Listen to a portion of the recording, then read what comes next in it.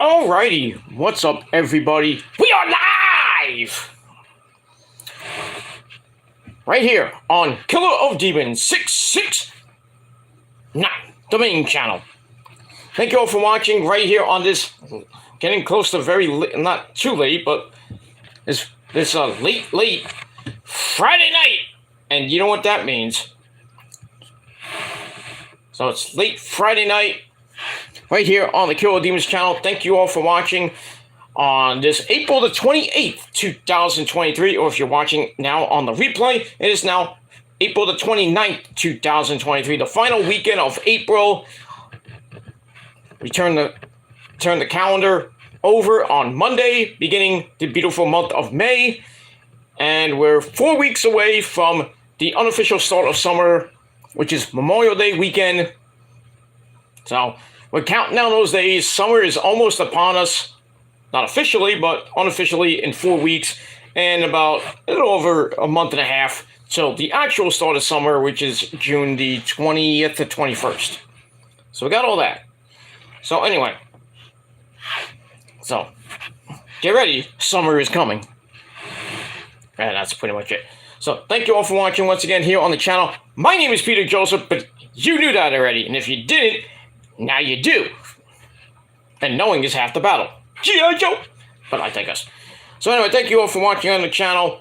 Make sure you like the video. Hit the subscribe button down there in my motherfucking pants, otherwise known as the description box below on this channel and my other 4 main channels, which are down there in the gobbledygook.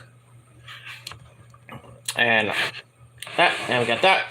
And as always, friend me on Facebook, follow me on Twitter and Instagram, share the video all over the internet. Don't forget to slap that bell. Basically treat it like it's your motherfucking bitch. And turn on all notifications so you don't miss a goddamn video. And if you do, well, fuck you, man. That's pretty much it. And if this is your first time watching, you're floating around here at 1:47 in the morning, here in the Northeast or wherever you may be, and you see my gorgeous, sexy face. And if you like the content,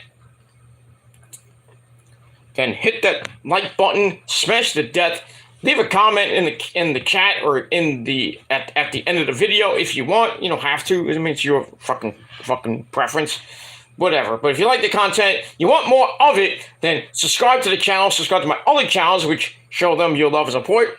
Getting close to 450 subs on the Peter Joseph channel and my rant channel. So let's hopefully get those up to 450. Hopefully by the end of the summer or by the end of the year, whichever comes first. But we'll see what happens with that. And also my other channels as well, Metal God 669 and the Shadows Lair. Show them your love and support. And you can watch old videos and new videos on there. Don't forget, you gotta hit that bell so you get more of the content that I present to you on my various channels. And that's pretty much all I gotta say about that. So, if it's your first time watching, welcome to the party, pal!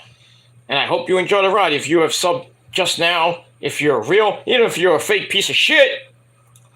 But welcome to the party, pal! I hope you enjoy the ride. You grab a cold one, Pepsi in our case, or whatever you got, strap in, and hopefully you will stay throughout the whole video, or you can watch 5 seconds, it's a free view, or you can watch the 5 minutes, 5 hours, well, I'm not going to go 5 hours, but, 5 minutes, 50 minutes, 25 minutes, whatever you want to do, and it is what it is with that. But thank you all for your support. Keep it coming. Because the train does not stop for anybody. That means anybody. We do not stop for anybody. And that's pretty much all I got to say about that. And we move on with that.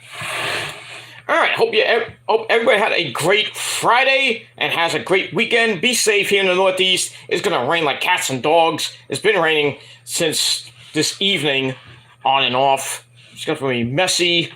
Weekend, garbage, cold, yeah. And it is what it is with all that. As far as the New York teams go, well, the Mets stunk up the joint. 5-inning game because the rain came and the Mets lost 4-0 to JD's fucking Braves. Fuck you, JD, and fuck your Braves. But it is what it is. I don't even think the Mets are going to play the next 2 games. Not going to play tomorrow, definitely, because it's going to rain all day. And same thing for Sunday. Monday is supposed to clear up, so they might play a doubleheader. So they'll probably have a 3-game series, and we'll see what happens with that. With the pitching matchups probably being pushed way back. So see what happens with that. Yankees were getting no hit by Jacob deGrom, and then he pulled himself after, I think, 3 innings because of an apparent injury. Lie. It is what it is. Yankees were without Aaron Judge because he hurt his hip. Aww. Poor Judgy Wudgy, do you need a steroid to get better? Aww, maybe take a steroid, inject it into your goddamn fat hip, and maybe you'll feel better. But if not,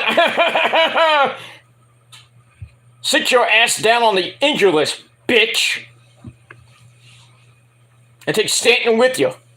And the rest of those bums. That's all I gotta say about that. Fuck the Yankees. Fuck their fans, too. That's all I gotta say about that. So I think they lost. I think they were winning. They were losing 5-0 before deGrom went out. So I don't know if they won. They probably lost. I hope they did. But in any case, we move on with that. So we got all that. And, well, in hockey, the Icelanders are bye-bye, so long, farewell, good night, as the Carolina Hurricanes won in 6 games, as they won in overtime tonight, 2-1. So the Icelanders' little playoff run has gone. Good night. And that's pretty much it. As far as the Rangers go, tomorrow's do or die at the Garden. I will not be there. I will be home because I am not going out in that monsoon tomorrow. No way. No way, not no how. I'm not even going to go to the bar. I'm going to sit down on my ass in Casa del Gilmore watching on ABC 7 on the rich man's cable. And we'll see what happens. I mean, the Rangers have done this before if you were watching last year's playoffs. They were down 3-2 against the Penguins in the first round. They won in Pittsburgh, which wasn't easy, even though there was controversy with that. And Malkin and Sidney Crybaby Crosby were out that game, so. And then that epic game 7 at the Garden, where the bread man Panarin got that overtime goal, and the Rangers went to semifinals and faced Carolina, and how that went, 7 games. And the Rangers won in Carolina, the house of horrors for them. Somehow they won, went on to the Eastern Conference Finals, had a 2-0 lead against Tampa Bay, and took the foot off the gas like they did in this series with the Devils, because now the Devils have won the last 3 games, and they're going into the Garden tomorrow, ready to just send the Rangers to early golf and they have a great team too. But I mean, we'll have to see what happens tomorrow. I mean, Igor has to stand on his head. I mean, get his ass right. And that's basically it. The Rangers have to come out on fire like they were in the first 2 games. Come out on fire, score some goals, really give the Devils a lot of some fits, and hopefully they can hold on, bring it to Game 7 at the Rock on Monday night. I got to flip-flop between Raw and that shit.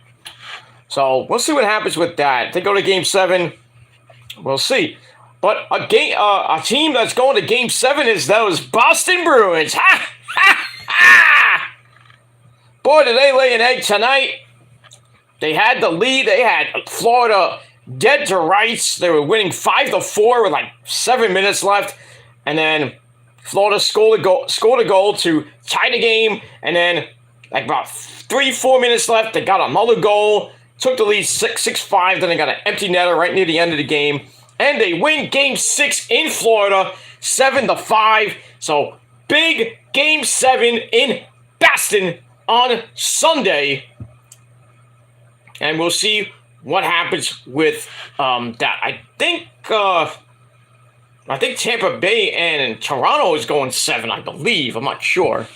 But in any case, there's going to be a lot of Game 7s.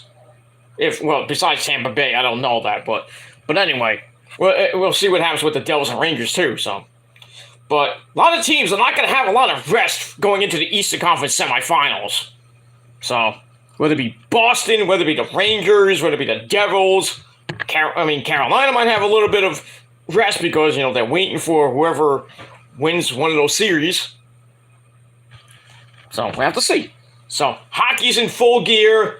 The Celtics Celtics are in the semifinals now. They're facing the 76ers. The Knicks play on, I believe they play on Sunday against the Miami Heat. They got a couple of big name players that are not playing game one. But it is what it is. I mean, I personally don't care because now Milwaukee, who I thought was going to go to the NBA Finals, got bounced by the Miami Heat, which is surprising. So now it's I would think it's between the Celtics and probably the Knicks coming out of the East.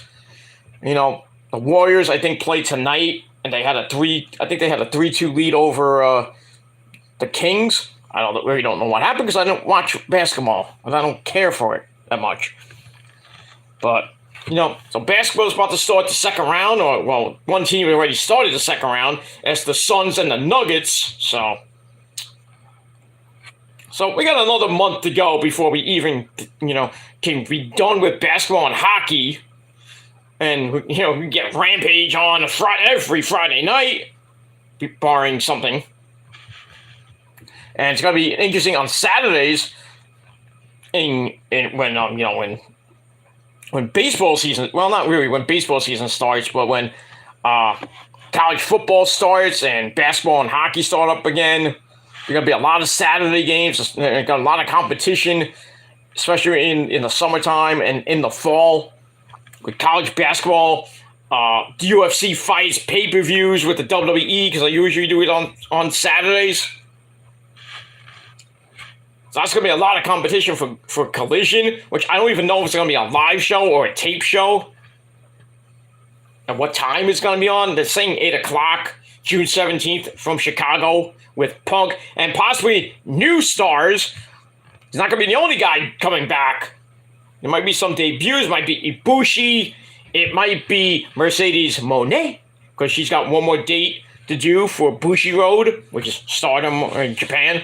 Got one more Japan date. I don't know, after Resurgence, I think. Just one more date. So she could possibly be All Elite. Maybe be, or not, well, or she debuts at Forbidden Door. Got to see what happens with that. Mandy Rose, we don't know what's going on with her. If she's even going to be coming back to doing wrestling again. If she doesn't, I guess she's going to do her website and everything and show her titties and her pussy, which, it's all fun and dandy, but, I think she still has some things left to do in the wrestling world, but we're about to see what happens with that. Goldberg is rumored to maybe have one final run and maybe be All Elite. Collision wants to have the big stars, and especially with all that stuff I talked about with the ratings on Saturday night, them going up against college basketball, college football, baseball, and all that other stuff. They need some heavy hitters, and Goldberg would be a heavy hitter with Punk, Ibushi. I don't know who else is a free agent at this point, but I don't think they're going to get Naomi because she is now signed on with Impact. She started tonight at the tapings. Well, in Chicago, she was there. And Mercedes Moné was backstage, but then I think they kicked her out because she didn't want her over there. Get out of here. But she was there in support of Naomi. I can see Naomi winning that Knockouts title from probably Deonna Purrazzo. I don't think it's going to be Jordan Grace at Under Siege coming up at the end of May. So we'll have to see what happens with that. But, great for Naomi, Trinity Fatu. I was hoping she would sign on with AEW, and now I don't even know. So it's got a lot of there's some free agents out there that can come over to AEW, be on Collision, and Ibushi's one of them. Mandy's another one. Mercedes. And Goldberg. Might be some others I can't think of right now, but Collision is going to be a heavy hitter show. And we'll see what happens with that when we get there in June and as we go through the summer. And that's that. Other than that, Dynamite did 866,000 views this week. It is what it is, but I don't know if they ever get back to 1 million views. I don't know how they could. I think after the baseball, not the baseball, sorry, basketball and hockey playoffs go bye.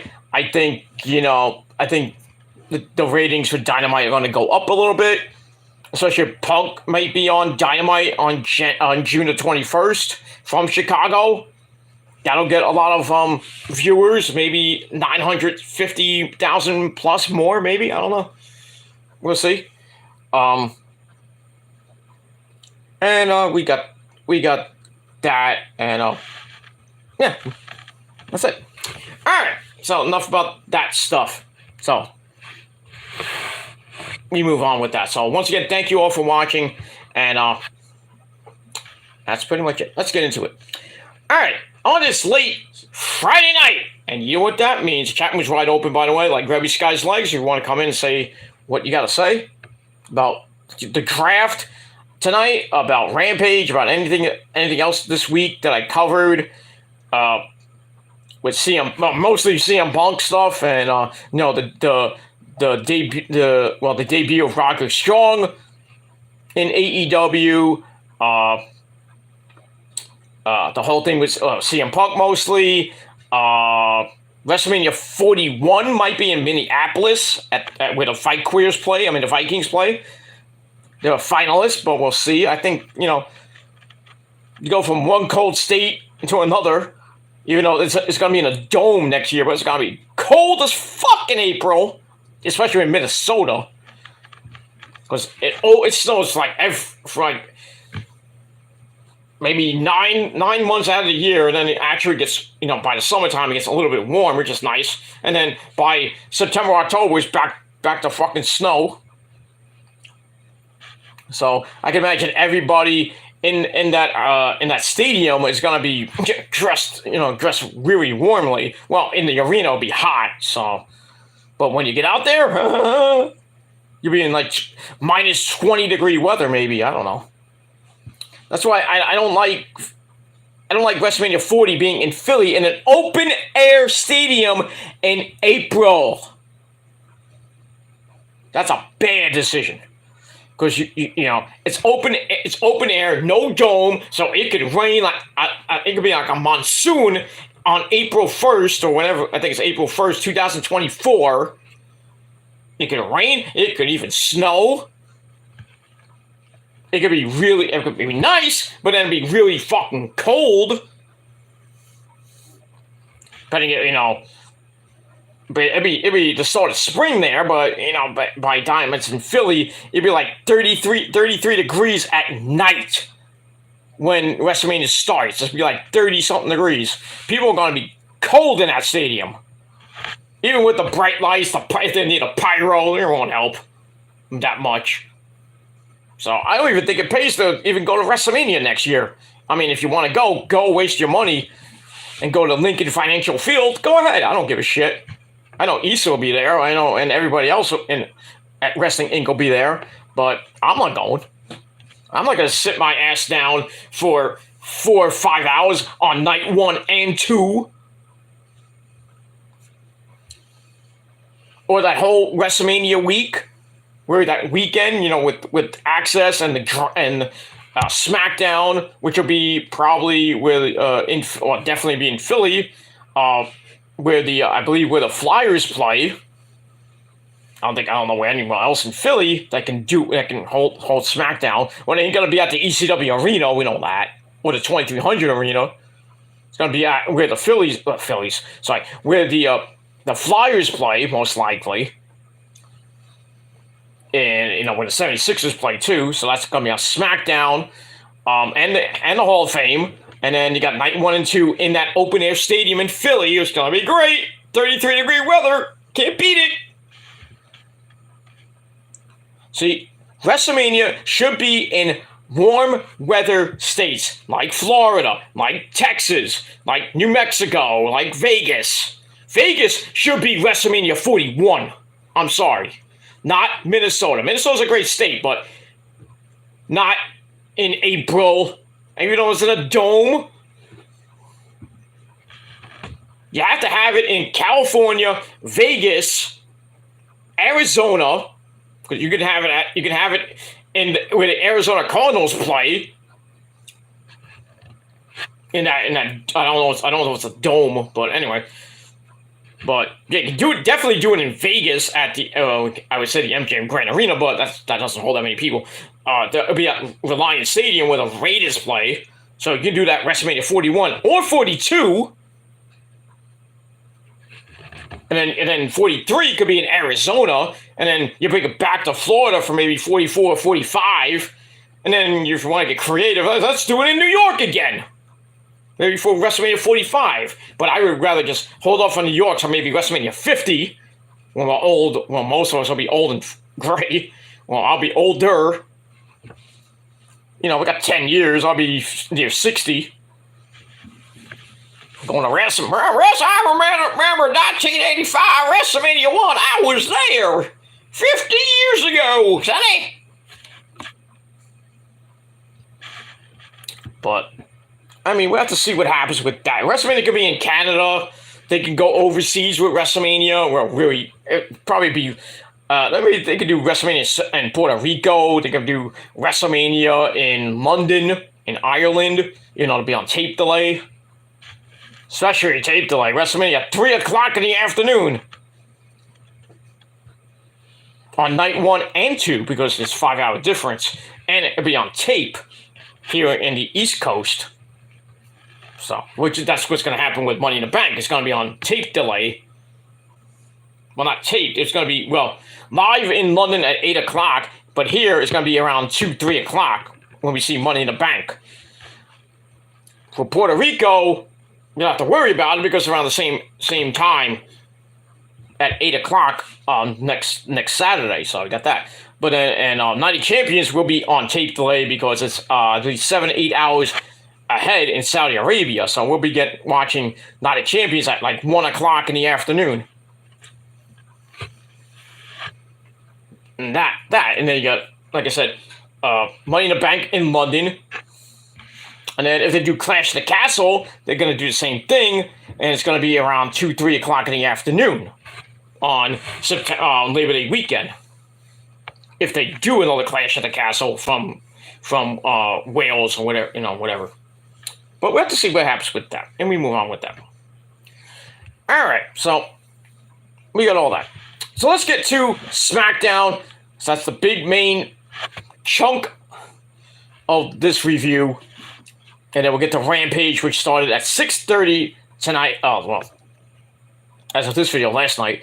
Let's get into it. Let's not waste any more time. All right, so SmackDown Draft Night 1 came your way from the American Bank Center in Corpus Christi, Texas. Scared those Cowboys that night. And we have Mitchell Cole and Bad News Reed Barrett. I'm afraid I got some bad news for you. That's pretty much it. All right, so night 1 of the draft I thought was great.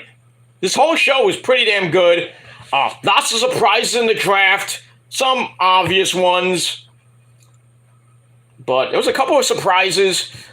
3 matches on the card, and the big match was the Undisputed Tag Team titles on the line with Stenerico, Kevin Owens, and Sami Zayn taking on the Usos, Jimmy and Jay, in the Raw rematches from WrestleMania. That was the main event, but it was overshadowed by the draft. So let's get into it. Let's not waste any more of your precious time. Because you probably want to go to bed right now. Unless you don't have to work on the weekend. But it is what it is. I got paid. You didn't? Did you? Probably not. Because some of you don't have jobs. And need to get a job. And an education, too. But I digress on that. Anyway, so we start off with the pyro and everything. We are live from Corpus Christi, Texas, and we start off the night with the game. Paul Levesque, Triple H. So the game. I came out with my proboscis news to do the draft. Got a big suit on. Look at me. I'm a glitter. Okay. Anyway, I went overboard with that. All right, so Triple H comes out, talks about how the draft's going to be, the rules and everything. Every superstar from Raw and SmackDown can be sent to Raw or SmackDown. 50% of the draft will be drafted tonight. The rest on Monday on Raw. Also, they're going to be picking tomorrow morning on the SmackDown Lowdown. I don't know how many rounds that's going to be. I would assume maybe 4 rounds like tonight was. But we'll have to see tomorrow morning. I don't know what time that is. Probably like 10 o'clock in the morning. We'll get more picks. And probably not any, I don't think any big name picks. Because I think they're going to save that for Raw because it's longer. It's probably going to be more rounds. I would think it's going to be 5, maybe 6 rounds. But we'll have to see what happens with all that when we get there. All right, so Triple H, he does all that, blah, blah, blah. I thought he was going to announce the first pick, but then we did like a little graphic of the draft pool, who's in the draft pool, basically everybody. Not, well, except the announcers and the guy in the 15th row. I have no audio?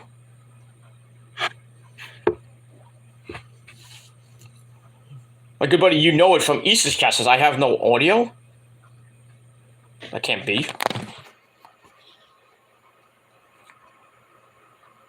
No, my microphone's on.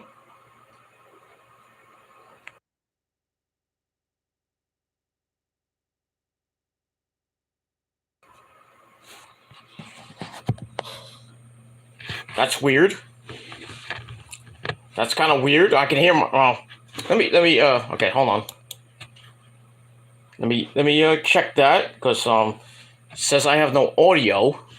I've been talking for 28 minutes without no audio. Hold on a second. All right, let me check on my end. So I'm off my phone, so I don't know. Maybe it's you, maybe it's me. I don't know. Okay, let me just check, you know it, because, you know. Okay, now you can hear me? Okay. Okay, maybe it was you! It was you! But, anyway. Okay, maybe it was you! See? It was you! See? Now you can hear me. I can hear myself now, because I'm on the computer. I'm, you know. But, thanks to you for coming in there. You know it. Good buddy, good pal from Issa's chat. So, big ups to Issa. Issa is freaking giddy right now because it's 1 week away before she goes.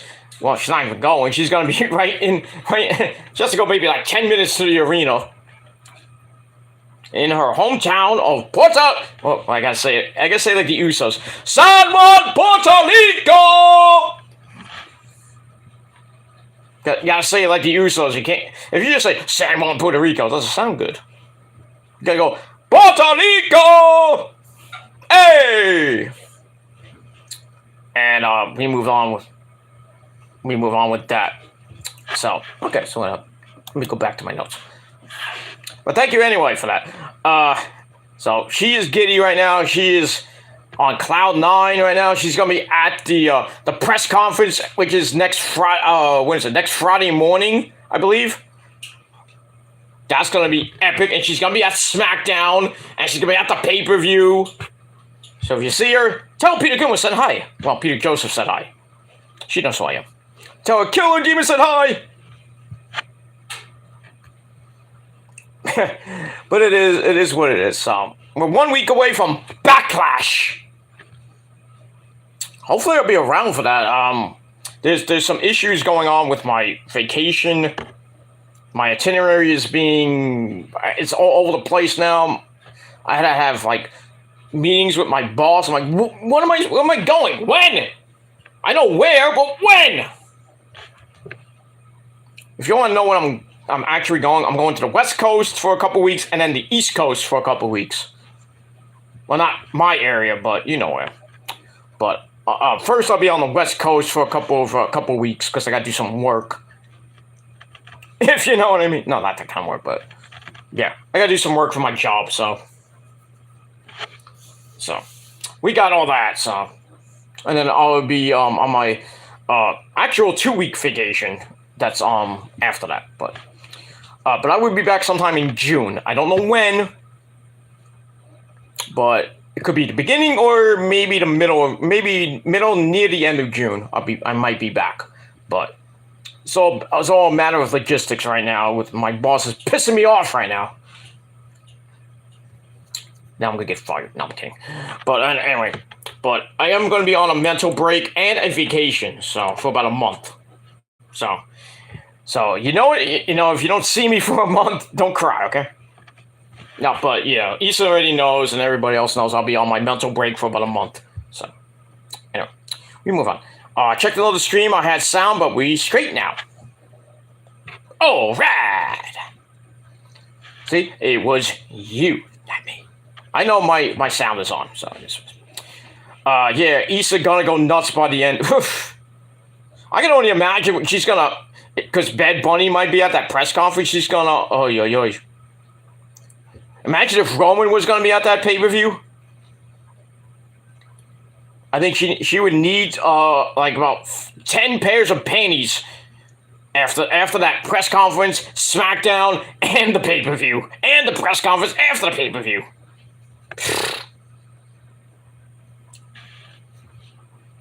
But... well, in this case, she has to see Papa Priest, she has to see Bad Bunny, and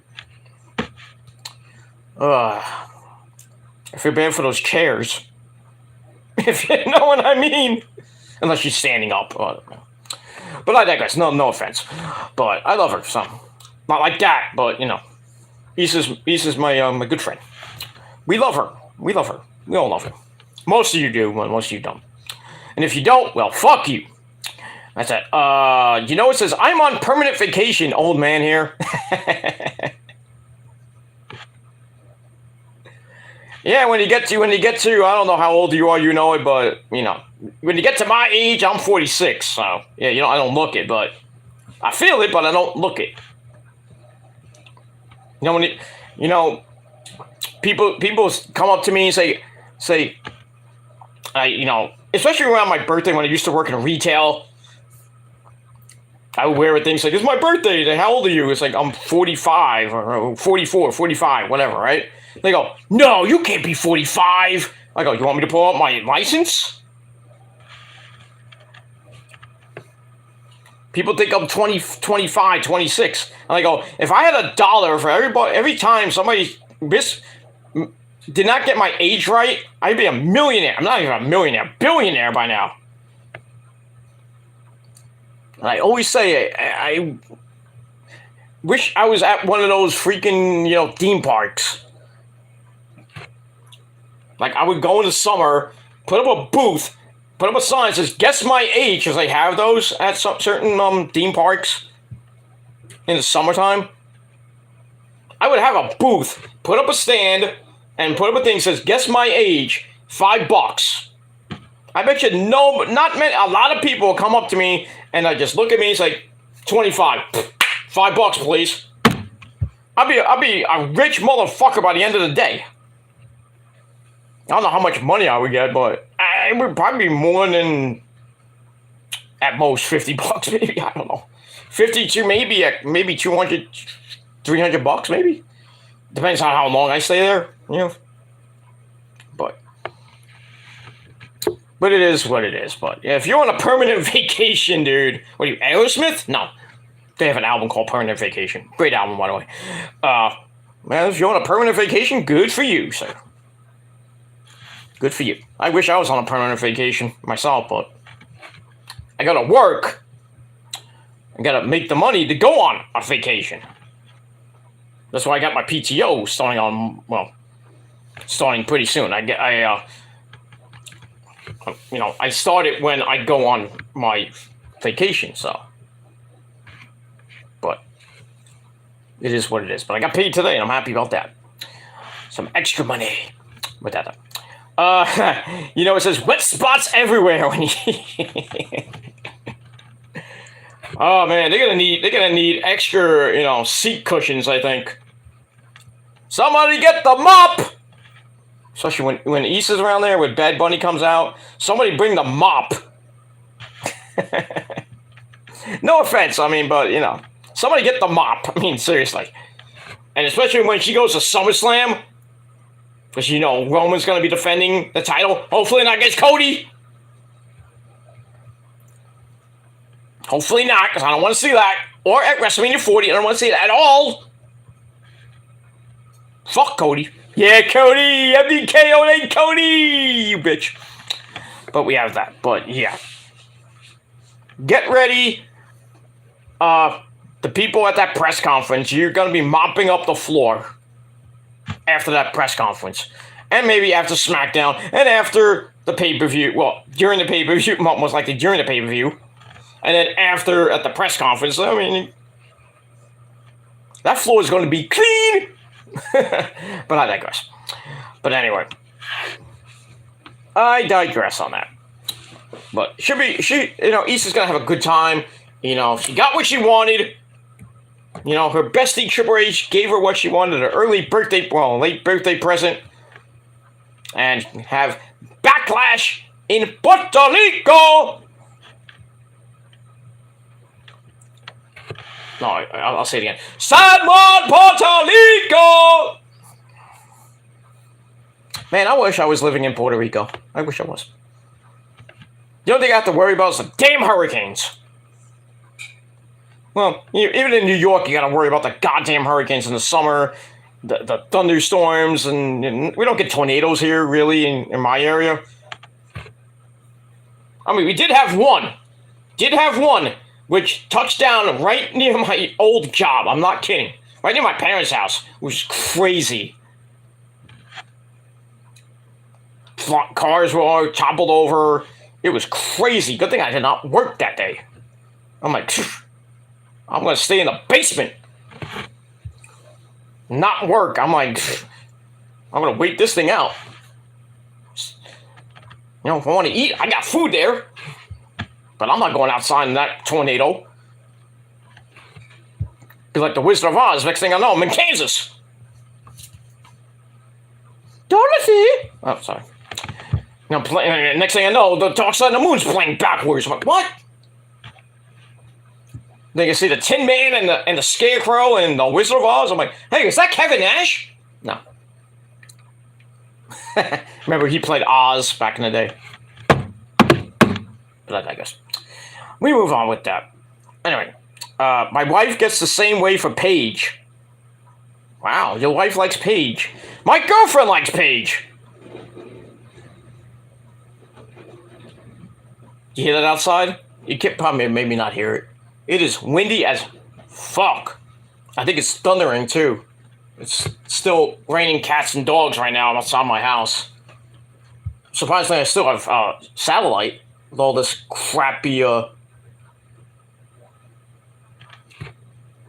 weather we're having. Sometimes when it rains very bad, my satellite goes out. But man, satellite's been pretty good. I'm watching Guy Fieri, on the Food Network. That's the only channel I actually watch. But no, I watch other channels, but it is what it is. But my wife, the ever popular Rosa, she loves Paige. She loves Paige. I met her mom. I met Paige's mom, Soraya Knight. Well, her name is, you know what I mean. I met her mom. Her mom was a doll. This was around when I think the movie came out.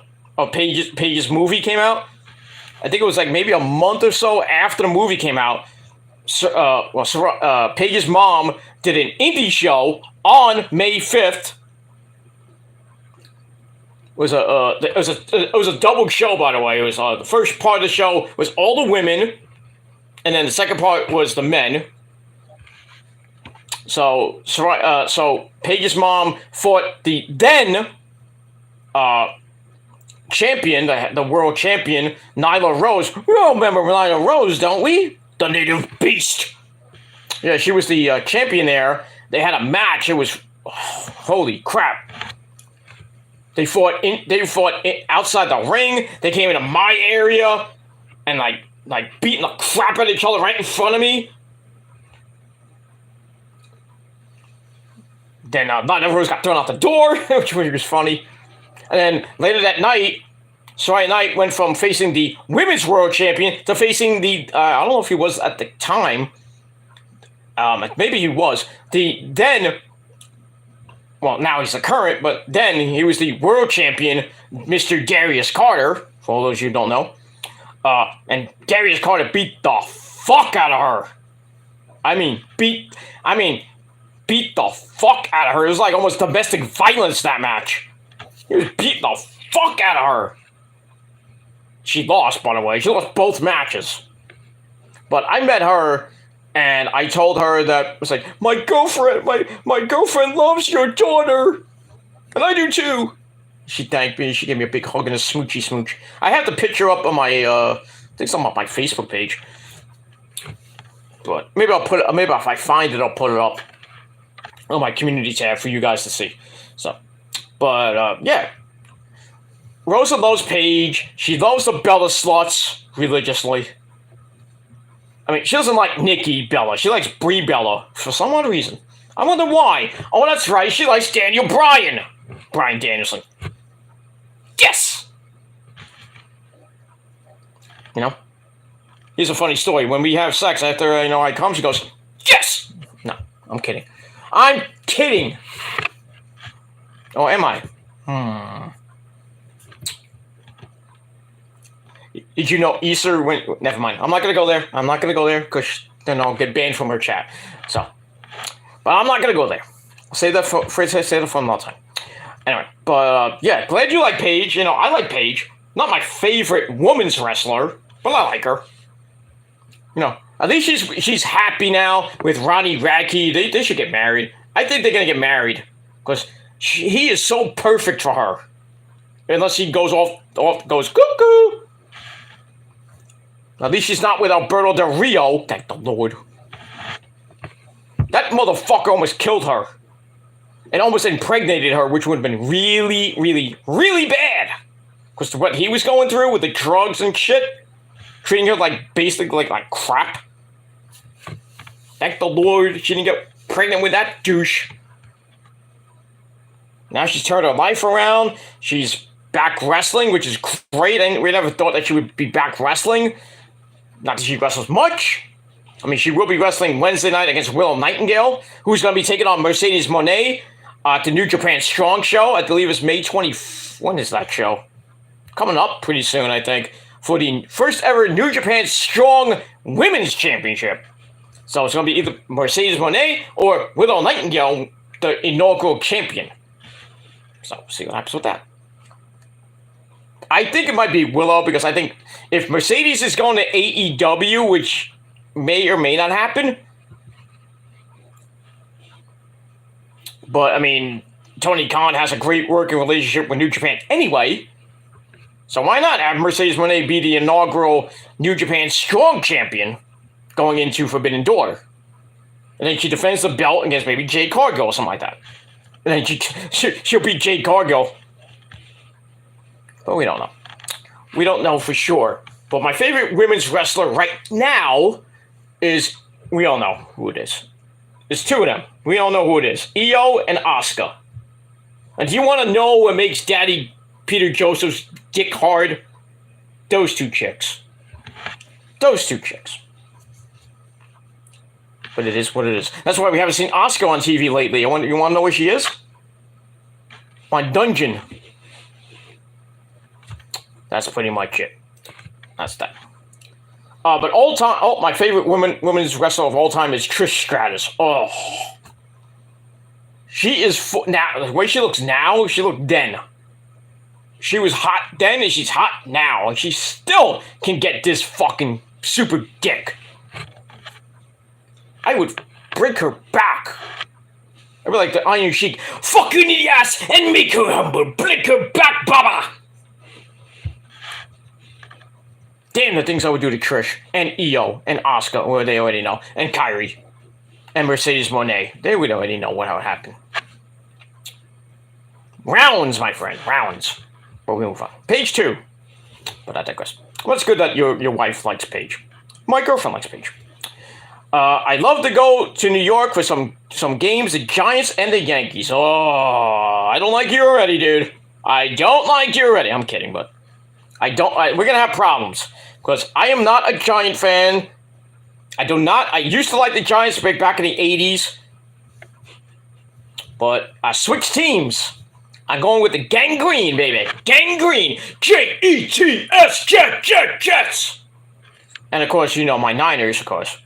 Which I started becoming a fan of the Niners back in 2012 when they went to the Super Bowl. And my brother from another mother,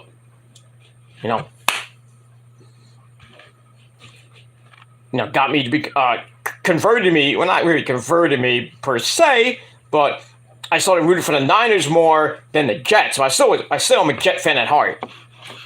But now that they got Rodgers, the Jets went from the sad sack Jets to possibly Super Bowl champion Jets, if all goes well.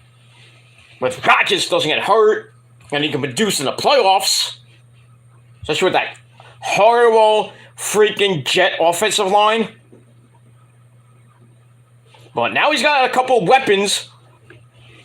And the running game is pretty damn good, too. So, Jets are going to contend for years to come. Well, as long as Aaron Rodgers is there. Because after he leaves, bye-bye, who are they going to get? I mean, who's going to be who's his backup? Which would probably be Mike Smith, because I really don't want Zach Wilson on the team anymore. Get him out. That experiment failed. Like the Sam Darnold experiment failed. And if you want to go that far, the Sanchez years, even though he had that one good year, when they went to the AFC title game, and I guess they lose to I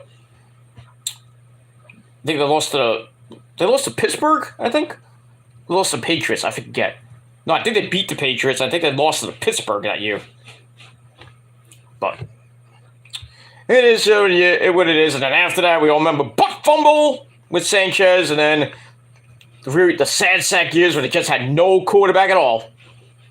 Even the Brett Favre years when Brett Favre was on the team, they didn't get him anywhere. All the hype and at the end. Now they got Rodgers. And we'll have to see what happens in week 1. I think the Jets, I forgot how many wins they got last year. I think it was, what did they do? I think it was 7 or 8 wins last year.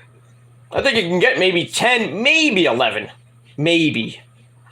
But they're going to contend for that AFC East title between them and the Bills, and maybe the Dolphins, but I think it's between Josh Johnson of the Bills and Rodgers now for the AFC East title. And then for the overall AFC title, I mean, you got to throw Joe Burrows in there. You got to throw Mahomes in there. It's going to be a dogfight for that AFC title crown. AFC title going to the Super Bowl 58. And on the AFC side, you got to put the Giants in that conversation, man, because they look good. I hate saying that, but they look good. The Eagles still look good. They have a great defense. It's not as great as the Niners defense, which got way better. Because now they got a guy that used to play for the Eagles now on their team. And they just picked up Ayuk's fifth year on his contract, so he's staying for that. They restructured McCaffrey's contract, so now they got $8 million in cap space now. Who are they going to get? I don't know. Trey Lance is most likely going to be the quarterback, unless they sign somebody else. Well, it ain't going to be Lamar Jackson because he stayed with the Ravens for 5 years. 200. What was it? 200 and was it 250 million? I think it was highest paid player in the league right now. Boy, old Taco is not happy, and I don't blame him. I don't blame him. I mean, if Lamar can get back to his MVP year he had, then I think the Ravens will win the AFC North. But at this rate, I don't think so because Joe Burrow is like on another planet right now. I think he's the third best quarterback in the league behind Mahomes and Josh Johnson. Is his name Josh Johnson? I forget.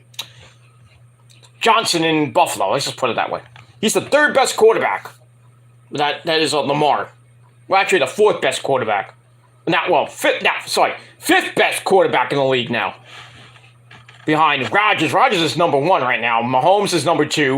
You got Johnson number 3, and you have Burrow's probably 3 or 4. I mean, it is what it is. But I mean, my dad's a big time Giant fan. He's been a Giant fan all his life. But every Sunday he gets ready. He's like he sits down and then every time the Giants do, he's like, oh fucking shit! And my poor mom has to from September to January has to either stay in her rooms trying to sleep because she's frail. I hate saying that, but she's not doing well. She's old.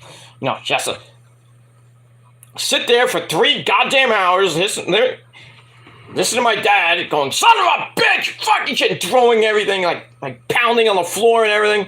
Because he's a fan. I mean, a fan.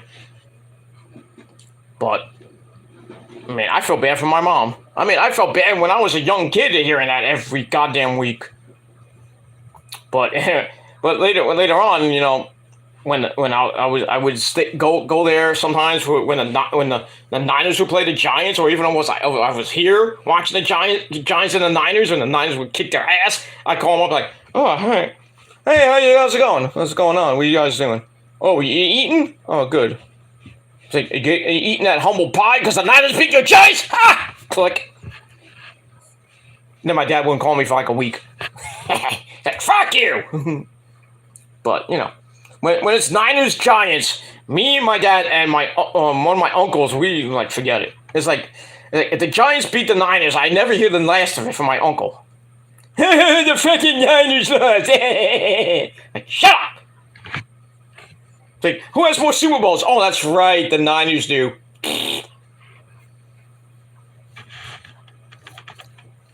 But my family is big time freaking fans. It's crazy. So yeah, I used to be a Giant fan. Now I'm a Niners fan and a Jet fan. So I'm ready for the season. I'm ready for the Jets more than the Niners. I hate saying that, but equally. But it is what it is. As far as baseball goes, you like those goddamn fucking Yankees. Judgy Wudgy got hurt. Aww. And like I said before, does he need another steroid injected into his fucking hip? He'll be better in about 5 minutes. Those fucking steroid-using Yankees. Who didn't do so good tonight? They're not doing so good this season because they are garbage this season. They are not doing so well. I don't blame them. But that's what they usually do. Every season, the Yankees start off really slow, then they get hot around the All-Star break, and then right after the All-Star break, they're in... they can't be stopped. And then when they get to the playoffs, unless if they don't face the assholes, the Astros, they're the team to beat, really. But this year, even if they make it, I don't think they can beat Tampa Bay the way they're going right now. I think they're last time I checked, they were Tampa Bay was up by 6 games over the Yankees. And it was early, it's the first month of the season, but come on. Anything can happen, but red hot starts can lead to, if you're a Met fan, lead to either jobs or you don't go anywhere. And I know that firsthand with the Mets the last 2 goddamn seasons. Last year and the year before that. first place and then right after that. But like I said, the Mets stunk tonight, lost 4-0 in a shortened game because of the rain. They're not going to play tomorrow. They're not going to play Sunday because it's going to be raining like cats and dogs here the whole weekend. They'll probably play a doubleheader on Monday, so everybody's going to get pushed back a day. And then Justin Verlander will probably won't pitch till Wednesday or Thursday in Detroit, or maybe they push him back till when the Mets come back home on next Friday against Colorado. Then they're back on the road again to Cincinnati. So at least Verlander's coming back. I mean, it couldn't get any worse. Scherzer's coming back supposedly on Monday from his suspension with that stupid fucking bitch Phil Cuzzy. Is still in the league. Why is he still an umpire right now? He should be fired for that shit. Because it was sweat and rosin. Sweat and rosin. That's all it was. It wasn't sticky. It wasn't spider attack. Because Max Scherzer doesn't do that shit. It's just another way that the umpires fuck over the Mets. Among other things that baseball does to the Mets. They just cater to the Yankees. Fuck the Yankees. Sorry, I know you're a Yankee fan, but I don't like it. Fuck them. That's it. Anyway, so if you want to come to New York, go see a Giant game. Go ahead. Go see a Yankee game. Have fun. Like that old GIF I have somewhere. I have it on my Facebook page. Have a guy looks like Donnie Wahlberg goes, "Have fun."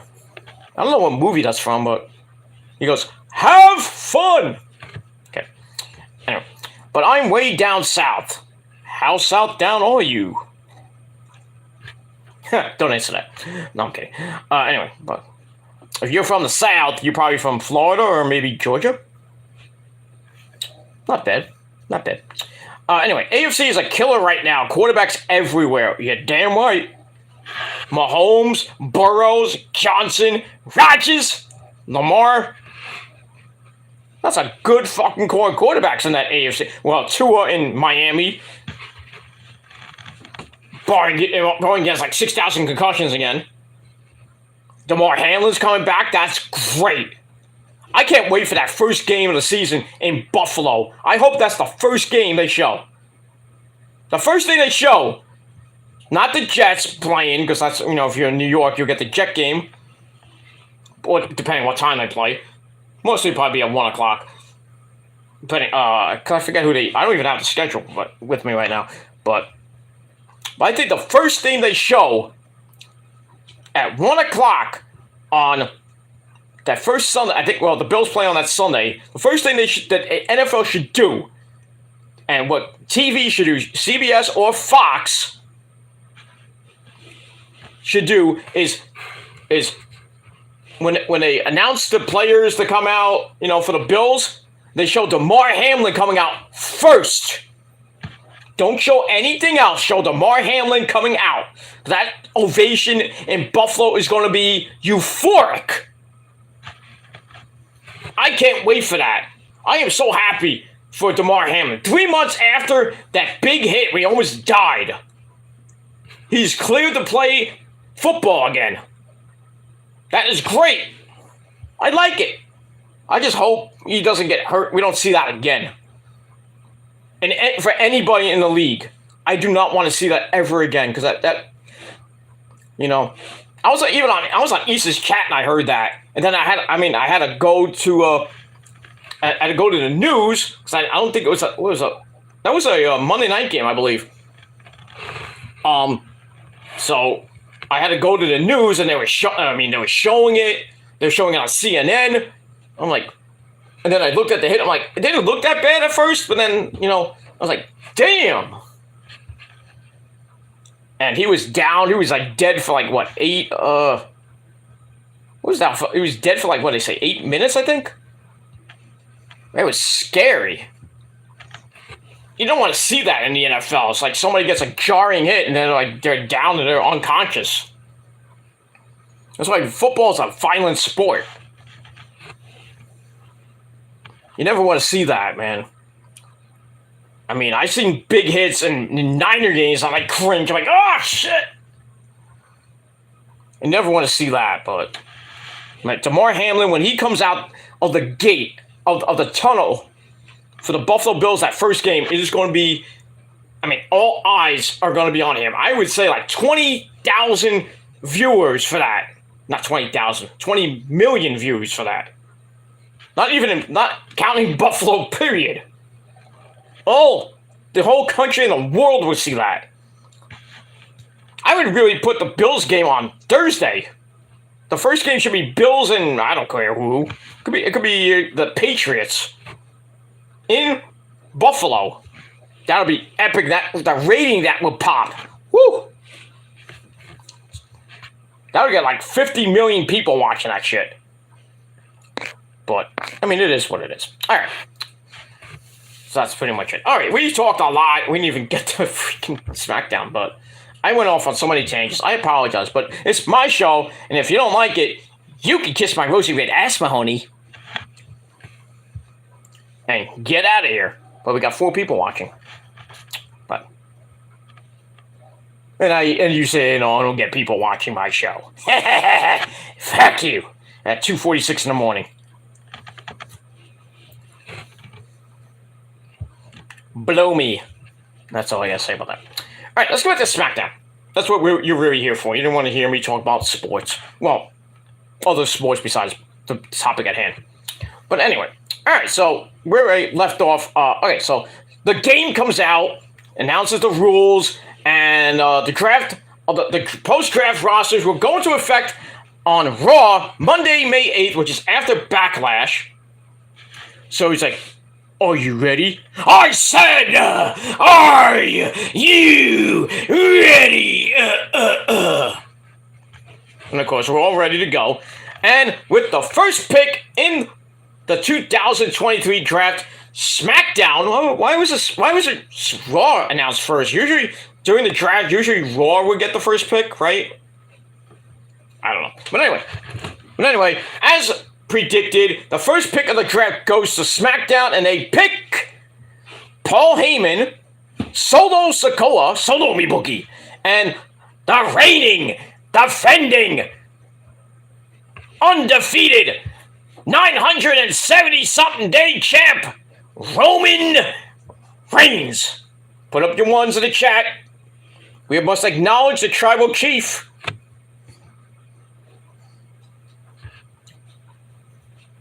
So Roman, Solo, and my name is Paul Heyman got drafted together as the Bloodline, and they will be exclusive to SmackDown. And the Universal title, the undisputed title, basically, it's just one title. So Roman's titles will stay on SmackDown, and he can only be on SmackDown. He cannot defend it on Raw, obviously. So Raw's going to have the World Heavyweight Championship, which will be starting after Backlash. They're going to have a stupid fucking tournament where we all knew that was going to happen. And basically it's Cody's belt. It's Cody's belt. Speaking of Cody, the second pick of the draft goes to Raw, and a pick, yeah, Cody! So Cody Rhodes on Raw, so he's going to stay away from Roman for a little bit, unless he wins Money in the Bank. Please, for the love of God, do not make him win Money in the Bank. Give it to LA Knight, who is penciled in. Do not give it to Cody, so we have to have this, Cody wins, Cody's going to beat Roman at Mania and get all the belts. No, he is not doing it. Cody will win the fucking tournament, he will win the belt, and he's going to be second best to Roman. Fuck him.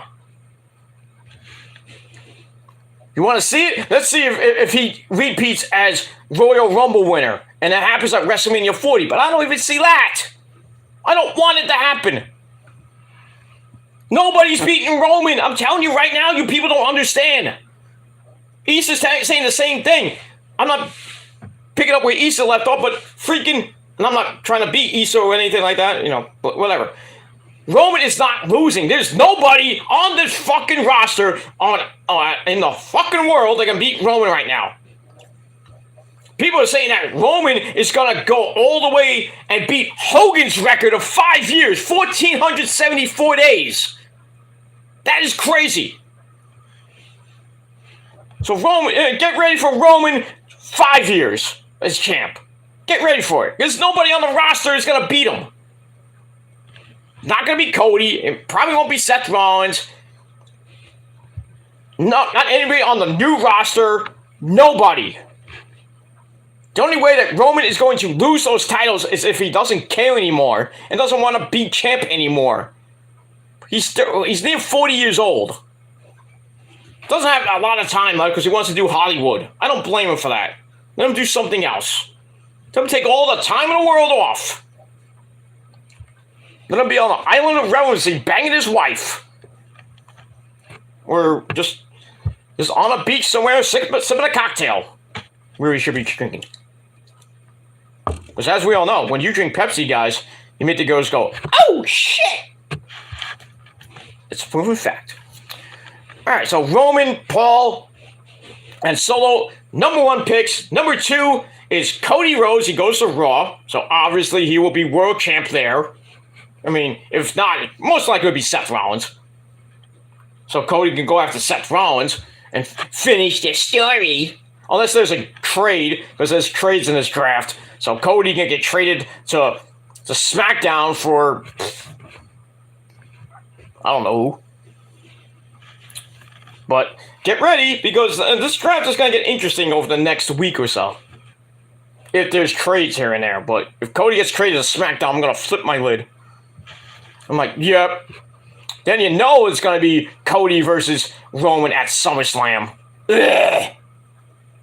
When it shouldn't even be Roman versus Cody. It should be Roman versus whoever they has handpicked. Just don't make Cody win Money in the Bank, because you know that's going to be the SummerSlam main event. Please, for the love of God, do not make that happen. That's the obvious pick. If Cody even enters it, you know he's winning it. But then again, if they go at LA Knight, I'd rather have Roman beat LA Knight. I wouldn't be mad about it. That much. But we move on with that. Alright, so, okay. So the third pick goes to SmackDown, and they select, surprisingly, they select the Raw Women's Champion, Bianca Belair. She plays for her hair. That's actually her hair. She's Bianca Belair. So So gets the Raw Women's Champion. But they have Rhea Ripley as a SmackDown Women's Champion, and you know she's going to Raw now. That's a given. They can have 2 Women's Champions on the same show. That's unheard of. So, Rhea Ripley will most likely be drafted to Raw on Monday night. Maybe with Judgment Day, I think, but we'll see. So, there's going to be a title swap probably after, I would say after Backlash. I think that the titles are going to swap between Bianca and Rhea. They hold on to the belts, because Bianca can lose to Io, which would be great. Because Io is now on SmackDown along with Damage Control, which I'll get to in a minute. So if Bianca loses, then Io's on the SmackDown Women's Champion, and if Zelina Vega beats Rhea Ripley, which I don't see, but you never know, she will be most likely the Raw Women's Champion if she gets drafted to Raw, which she didn't get drafted tonight, so we got that. Along with the LWO, so they didn't get drafted yet. So. Alright, so Bianca Belair is number 3. She goes to SmackDown, and the final pick of round 1 goes to Raw, and they pick the man, Becky Lynch. So get that. So Becky will stay on Raw. Obviously go after probably Rhea Ripley. So I give her a challenger. That's pretty good. All right. So the second round is going to be negotiated in the back. But in the meantime, he introduces us to these guys, and that's once again put up those ones. The Usos, Jimmy and Jay, to come out. And they embrace Triple H. They hug and like high five. Yo, what's up, Usos? Then they get on the mic, they cut a promo, they congratulate the Tribal Chief Roman Reigns on once again being the number 1 draft pick. They're on the stage, which is kind of weird, because they didn't go right to the ring. I thought they were going to do the title match now, but they didn't do it. They're all fired up, they go on and on about all the ways Roman has ignored their attempts at communicating with them since WrestleMania 39 when they lost the titles to Steinerico. But they promised to bring the gold home tonight for the 9th time, and they dedicate the win to Roman. Bad idea. Look at that. So then the music hits and Steinerico comes out. They join him on stage. Sammy brings up how Roman continues to ignore the Usos, but they're still dedicating their match to him, which kind of makes no sense. And not only that, the Usos were left out of the bloodline in the draft. Well, you just got Monday there, Sammy. You forgot. But then again, Usos can get drafted to Raw, and the Usos can form their own bloodline against Roman's little fat little thing. Because Roman just has Solo and the Wise Man. So Sammy's little prophecy, no pun intended, might come true. So we'll see. Sammy says, that should tell you all you need to know. They go back and forth arguing. And Jay says that Owens is going to turn on Sammy again. So Owens starts yelling at them. He's like, I've heard enough. It's like, all that matters is me and Sammy beat the hell out of you guys in that ring and leave with the gold. And that's it. I mean, Kevin was pissed. And, we'll see what happens with that. There was rumors of the Undisputed Tag Belts being split, or wherever Kevin and Sammy go, that'll be their belts, and then the other show will get new tag team belts. And if that happens, please, for the love of God, bring back the 1980s old school tag team belts that the Hart Foundation had, the British Bulldogs had, Demolition, Strike Force, they did have it for once. Yeah, Tito Santana and Rick Martel were tag team champions. By the way, one of the best theme songs in the 80s, early 90s, by the way. Girls in Cars. Yeah. By Robbie Dupree, who's no relation to Maxine Dupree. No relation. Imagine they were related. Alright, so that ends that segment. So the draft I gave 3.5 out of 5 stars. The segment with the Usos and Sammy and Kevin, I also gave 3.5 out of 5 stars. And that's pretty much it. Alright, it says, as far as I'm concerned, Cody can go straight to catering. Go straight to catering. Can't take Mansoor there with him. I think I did say in the Wrestling Inc. chat or on Issa's chat that Cody should be that Wheeler Yuta and Darby Allin should be drafted to catering and take Cody with them. Maybe Orange Cassidy too, if you want. But yeah, Cody should be drafted to nowhere. No, actually, Cody should be drafted back to his house and take care of his kid. Thank you. There was a rumor that Brandy was pregnant again. There's a rumor about that, but I don't think she's pregnant again. I don't think, but you never know. But if she is, more power to Cody. Now he's gonna have baby number 2. I mean, wouldn't you like to have another baby with Brandy? I mean, he has a girl, right? Liberty is a girl, I believe a girl. So she's gonna grow up and be like her mom, Brandy. Oh, so you're a black belt. Well, I'm a black bitch. Let's go. Pretty much. Who told you it was open fight night, bitch?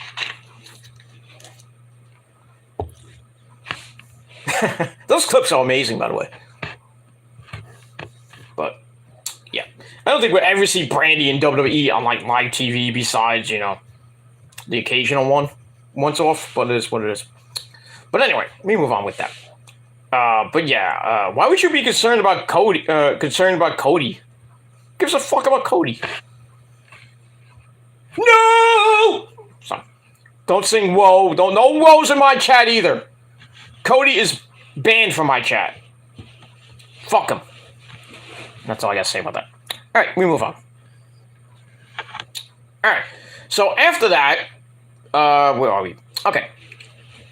After that, we have Butch and Sheamus fella, who did not get drafted, going to the ring. Butch is going to take on Eli Drake. That's not an insult. That, my friends, is a fact of life. No sign of Ridge Holland. I don't know where he was.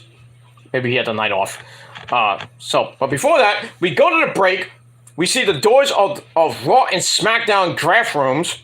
One, red light, blue light. And then we see the NXT superstars watching from the Performance Center in Orlando, Florida. And then we get a video from Bianca Belair, who is now on SmackDown. She checks in from the UK tour in England, jolly old England. She talks about how being excited to be represent SmackDown once again. She plans to have the longest reign as Blue Brand champ. Probably not. Bianca says she will see us on Friday nights. Okay. And then Mitchell Cole points to how SmackDown's women's champion Rhea Ripley isn't eligible for a pick until Monday's Raw. What? Anyway, so we get that. So Rhea Ripley will be picked most likely on Monday. But that makes no sense. Why would Rhea Ripley not be eligible to be picked in tonight's draft? Everybody has to be picked, right? Everybody's eligible. So why is Rhea Ripley exempt? It makes no sense. Oh, because she's part of Judgment Day? Who didn't get drafted? I am that's skeptical. That's kind of like, Cole, did you read the script again? Speaking of scripts, did anybody notice when Triple H was doing the pick, before his little speech at the beginning, he was like looking at the card? Because, he had the script written on there. Oh, I got the rules right here. Hunter, come on. Why are you reading off the card? Nobody knows the rules. Unless you're an idiot. But it is what it is. Alright, then we get to Butch and Eli Drake. This match was pretty damn good. These guys, a lot of good communication with each other. They gelled perfectly. I think they put on a pretty good banger of a match. Starts out with them running the ropes. Butch drops Eli. Then he grounds and pounds Eli. Starts bending his fingers back. And he bends the elbow and stomps on it. Oh, I get cringe when that happens. Anyway, Eli fights out of the corner, but Butch counters and delivers the inverted 10 beats of doom, the clubbing blows. It goes way past 10, because he's cuckoo. And I think he had like 15, I lost count. Then he flies off the top, but has to roll through as Eli moved. They tangle up a little bit. Eli sends Butch drove first into the ropes to turn it around. They end up on the floor. Eli drives Butch into the edge of the apron. Ow. Then he returns to the apron, poses to boos as we go to break. Yeah. Look at that. Go to break, we come back. They're going at it again, trading shots back and forth. Butch stomps away on Eli's hands, then nails a knee for a near fall. Eli rolls to the floor to regroup. Some fans are chanting for him. I was like, oh no, they're gonna put him in a match. The fans are gonna go nuts, and he loses again. I didn't want him to make him Money in the Bank, and then making him lose all the time. Not a good way to look going into Money in the Bank. But anyway, and then Butch hits a moonsault to the floor, brings it back in. They go to the top. Eli strikes him on the top, climbs up, but Butch starts bending his fingers again, sending Eli to the mat. Eli goes up anyway and hits a big superplex. And they go for the cover, and Butch kicks out at 2.99999999999999999999999. Very near fall. Fans continue to chant for Eli, but Butch counters the BFT, nails an insecurity.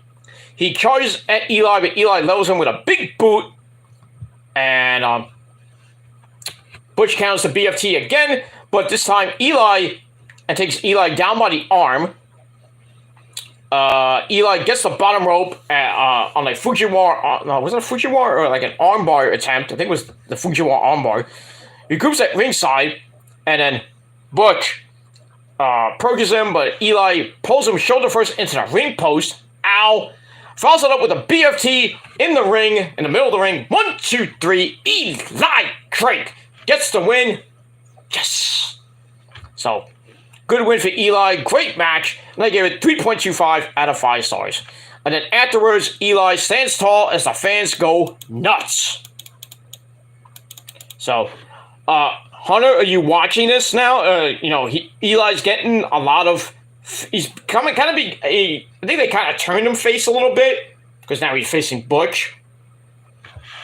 So maybe he's a tweener or maybe a little bit of a baby face now. He's getting that pop from the crowd. The crowd loves the guy. Yeah. So, if you want to make him Money in the Bank, I think he should be penciled in. Like, do it now. Make him win Money in the Bank. Don't fuck this up. Don't make a douchebag like Cody win the fucking thing. Have Eli win it. And then let him hold off on it. Maybe he doesn't face Roman. Maybe he faces Cody. If Cody wins the belt. Or Seth Rollins wins the belt. I mean, Eli, if he's smart, won't go to Roman because he knows he'll get smashed, stacked, and pinned at SummerSlam or whenever he cashes in. He knows that'll happen. But if Eli is smart, and he's a smart man, you go after the World Heavyweight Champion. That's what I think is the best choice for him. But I'm about to see what happens with that. Let me move on. Triple H had the script, but it was in Vince's hand. Probably. Vince beforehand, like wrote it down, and Hunter's like, Vince, I can't read your handwriting, you old fuck. And Vince is like, Garrett, I gotta write it again, Garrett. Here, I hope you can read that now. And if you don't like it, you're fired. That's probably how it went down. But that was kind of weird that Triple H was freaking... Triple H is reading the script. Oh, there's 16 matches here of... Stephanie. My big proboscis now got a wrench in my proboscis nose. And how great I am. I got a bald head. Stephanie has a Grand Canyon. I don't know. I just went off. But it is what it is. But yeah, that was funny, him reading the script. Wait, what are you doing? What is this? Is this Impact where where Mike Tenay and the late great Don West were reading the script at the time saying, we gotta get a camera out there. I can't believe this. I'm like, you on camera? Dumbass. Alright, we move on with that. Alright, we gotta finish this up because it's 3 o'clock in the morning. Anyway, so after that match, Eli gets the win. I gave it 3.25 out of 5 stars. And then we go to the back where we have the Usos, Jimmy and Jay, Solo Mibuki, Solo Sikoa, and my name is Paul Heyman, all backstage in their locker room. And the Usos are getting hyped for the title match coming up in the main event. And then Heyman continues their tonight is the night narrative. And he's looking at Solo the entire time like, yep, Solo's gonna cost the Usos. He's gonna cost them. Gonna turn. And that's where the Usos gonna end up on Raw. So, very tense promo. So, more cracks in the bloodline. So Heyman says tonight there will be on the Island of Relevancy or the Ocean of Obscurity. Oh, that's a new one. As former champions. And he says Roman wants them to know success is the only avenue. He wants them to eject the stain of failure Sami and Kevin put on the bloodline. Continues on with the pep talk. Roman wants them to know one way or another he will only accept the fact that tonight is the night. Still looking at Solo the entire time. And then Heyman drops some wrist tape to Solo, and Solo tapes up his thumb for the Samoan spike. And then the Usos not even knowing about this. They're just like, they don't even know that Solo's just like, I'm gonna screw these assholes.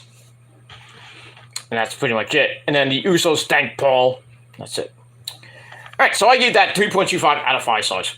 Then we go we go to the SmackDown and Raw locker rooms, and out of the Raw draft room comes the Hall of Famer himself, the man who smokes more weed than Matt Riddle, and Brian Kendrick and Thea Hell combined, and that's Rob Van Dam. You suck. And I'm like, oh, we're gonna see Katie Forbes? No, this is PG. Fuck! Katie Forbes is probably in my bedroom, where she belongs. That ass. Ooh, I don't care if it's fake. Oh, I would go to town on that. Ooh. But anyway, move on. But we did see Katie Forbes at the Hall of Fame. Oh, that's not PG, but they showed that. They showed her in the audience, I believe, with RVD next to her. It was on Peacock, but still, she was there. Let me move on. So RVD comes out of the Raw draft room as a special presenter, and on the SmackDown side, we had Michael Pure and Sexy Hayes. Bad Street, Atlanta, GA. Doom, doom, doom. You know, probably one of the greatest 80s, one of the greatest theme songs of the 80s. Bad Street, Atlanta, GA. Great. He came out to that, too, when he came out to present and everything with RVD. That was pretty nice. Anyway, so we go to break, we come back, and we have the second round of the draft. And the first pick of SmackDown, and we see the NXT stars again. So Michael Hayes announces the first pick of round 2. SmackDown chooses the Street Profits, Angelo Dawkins and Montez Ford. So they're they're black. We know they are. They're back on the blue brand. That's nice. So then the fans start chanting RVD, and RVD announces the first pick the second pick for Raw goes to Imperium of Marcel Barthel, Fabian Aichner, and the Intercontinental Champion Walter. That's pretty nice. We got that. So Walter will be exclusive to Raw. So the Intercontinental title will go to Raw, and most likely on Monday, Austin Theory will be going to SmackDown with the United States title, if he holds on to it at Backlash. But we'll have to see between Bronson Reed and Bobby Lashley. Got that.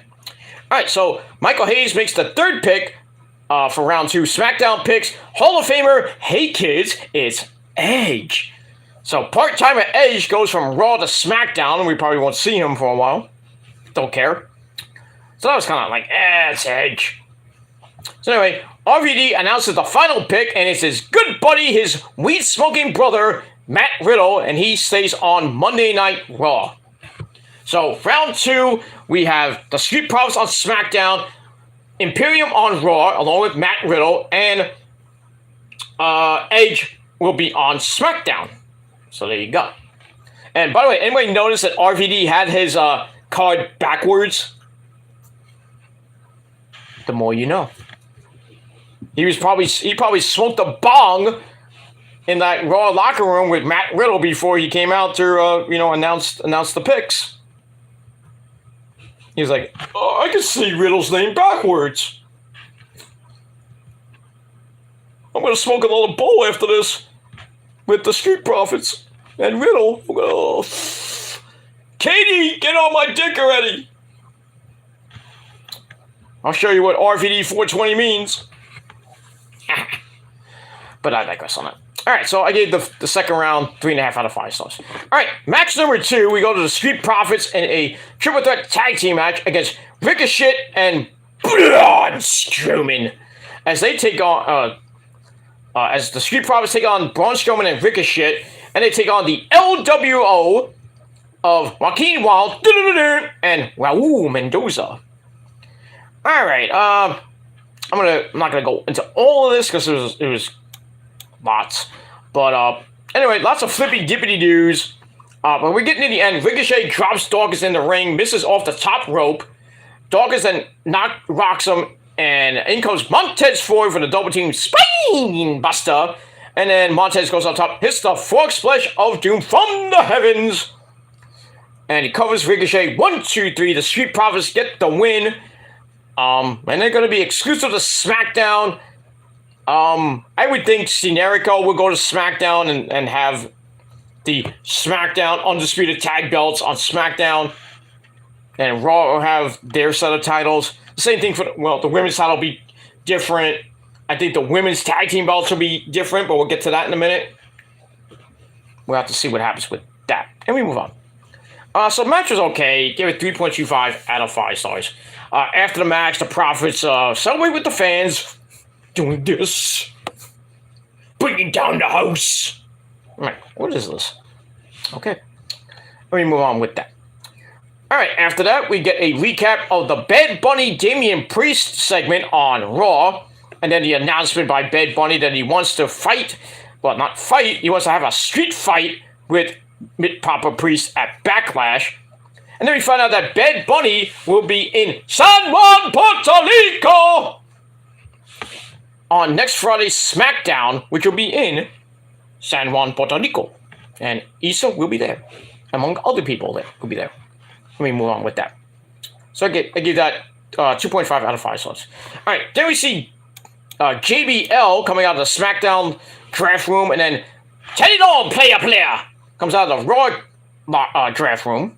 So they're going to be our third round presenters. So they come out, and round 3 begins as JBL announces the first pick for SmackDown, and they select Bobby Lashley. So Bobby goes from Raw to SmackDown. I think that's a great pick. So it's Roman needs new challengers to beat. This is what it is. All right, and then Teddy Long, player. I know he's going to say, the first pick is The Undertaker. No, wasn't The Undertaker. Anyway, imagine it was. No. So Teddy announces that Raw has picked Drew McIntyre from SmackDown. They picked Drew McIntyre, so he goes from SmackDown to Raw. So, I mean, Walter needs challengers. And eventually the World Heavyweight Champion, he'll be in that tournament most likely. We'll have to see what happens with that. But, Drew, he blacked out his Twitter, and everybody's thinking like, oh, he's leaving, he's going to AEW, going back to Impact. Who knows? Move on. All right, the third pick goes to SmackDown. They picked the OC, AJ Styles, Luke Gallows, Carl Anderson, the Good Brothers, and Michin, Mia Yim. So they're on SmackDown. So AJ was backstage, and we're gonna see AJ in a second, a little bit later, I should say. So they go for SmackDown and Raw. Then the final pick, Raw selects The Miz, and nobody gave 2 shits. And that's pretty much it for that. All right, so round 3, Raw gets The Miz and Drew McIntyre, and SmackDown gets the OC and Bobby Lashley. That's pretty much it. So, I mean, so far the draft has had a couple of surprises. Bianca going to Raw. Cody, not really a surprise, but Cody going to staying on Raw. And really the second round wasn't anything to write home about. Well, let me just. The second round. Really the only shock was Walter and Imperium going to Raw. I mean, you could say Edge going to SmackDown's a little bit of surprise, but it is what it is, and that's that. All right, so once again, third round, Bobby Lashley and the OC going to SmackDown. So AJ Styles is in the house that AJ Styles built once again.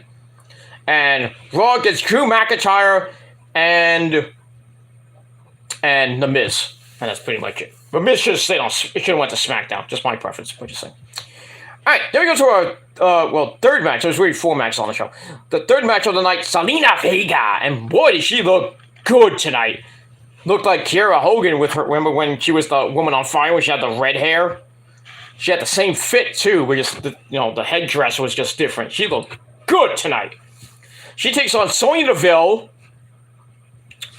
in a kind of like a warm-up match before her match with Rhea Ripley at Backlash. Kind of a back-and-forth match. Really, Sonya was like running circles around the little one. But Selena held her own. She fights up and out of a headlock, but Sonya quickly cuts her off, drops her for a near fall. She unloads on her in a corner as the referee's like, yeah, hey, you got 5! And then Sonya's like, oh, I got 5! And Sonya goes for a long vertical suplex. Selena counters and looks to mount some offense. She runs into a back elbow and gets knocked down. And then they tangle again. Selena then rolls up Sonya with a 1922 fruit roll-up. 1, 2, 3. Selena Vega out of nowhere gets the win. And finally, the LWO finally get a win. Unless you want to count Ray's win on Raw. There you go. So we get that. So the LWO finally get a win. And that's it. Match was pretty decent. I gave it 2.5 out of 5 stars. After the match, Selena stands tall as the LWO music hits. And then out of nowhere, Rhea Ripley attacks her, lays her out. Sonya goes for Rhea, but Rhea nails her with a headbutt. And then Chelsea Green, her partner in Misery Loves Company, or the Karens, whatever you want to call them, she gets on the apron but sees that Rhea is staring her down. She's like, oh, I'm getting out of here. And she tries to go over to the announce table. You really think Michael Cole is going to save you? Shut the fuck up. And it gets worse for you, Michael Cole. I'll get to that in a minute. Rhea goes for Selena Vega again. Wait, did I miss something out of the draft? Because I thought Damage Control got... hold on. Oh, okay. I skipped ahead. I'm sorry.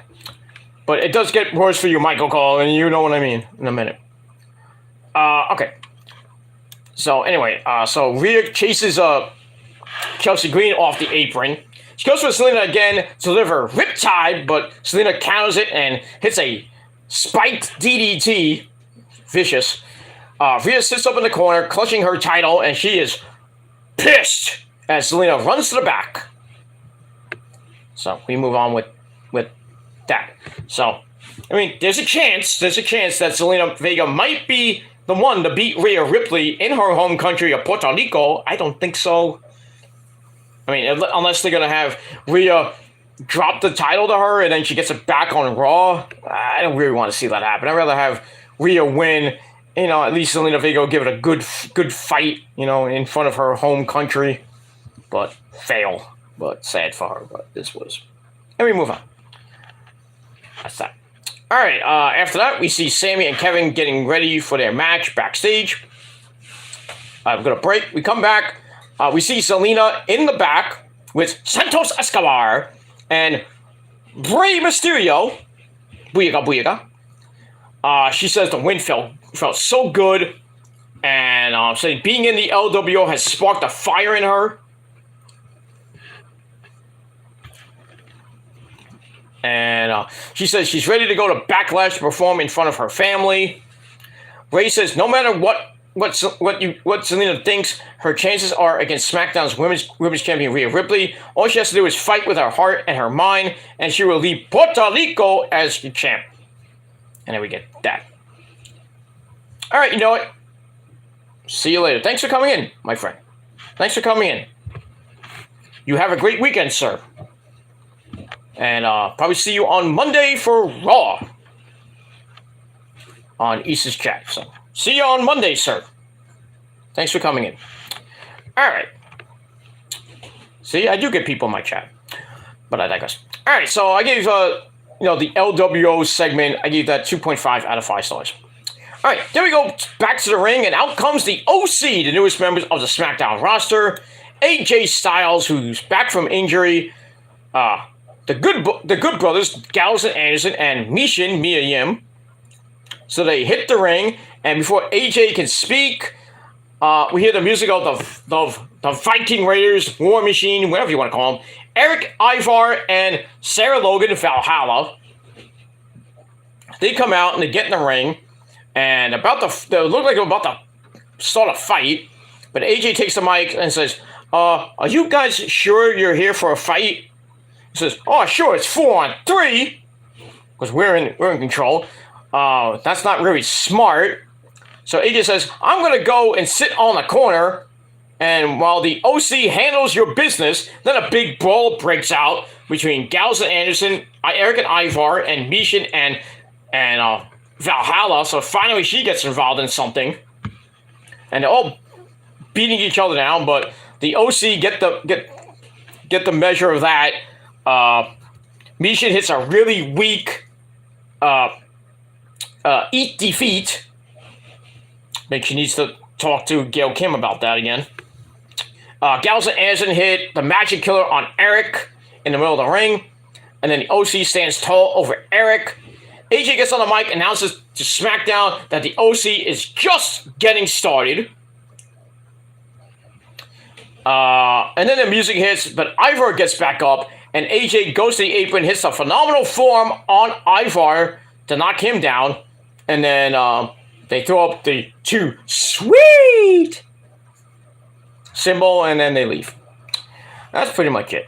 All right, so we'll see what happens with the OC on Raw. I mean, putting Gallows and Anderson back in the tag team picture, I think is good, but can they be seen every week? Not we forget about them like we did like 3 months ago. So put them in the SmackDown division, let them get some matches with the champs, whoever they may be. And then you have AJ, who can go after the United States title. He's been U.S. champ before. Or you can go against Roman. We haven't seen that since 2015. I think. I could be wrong on that.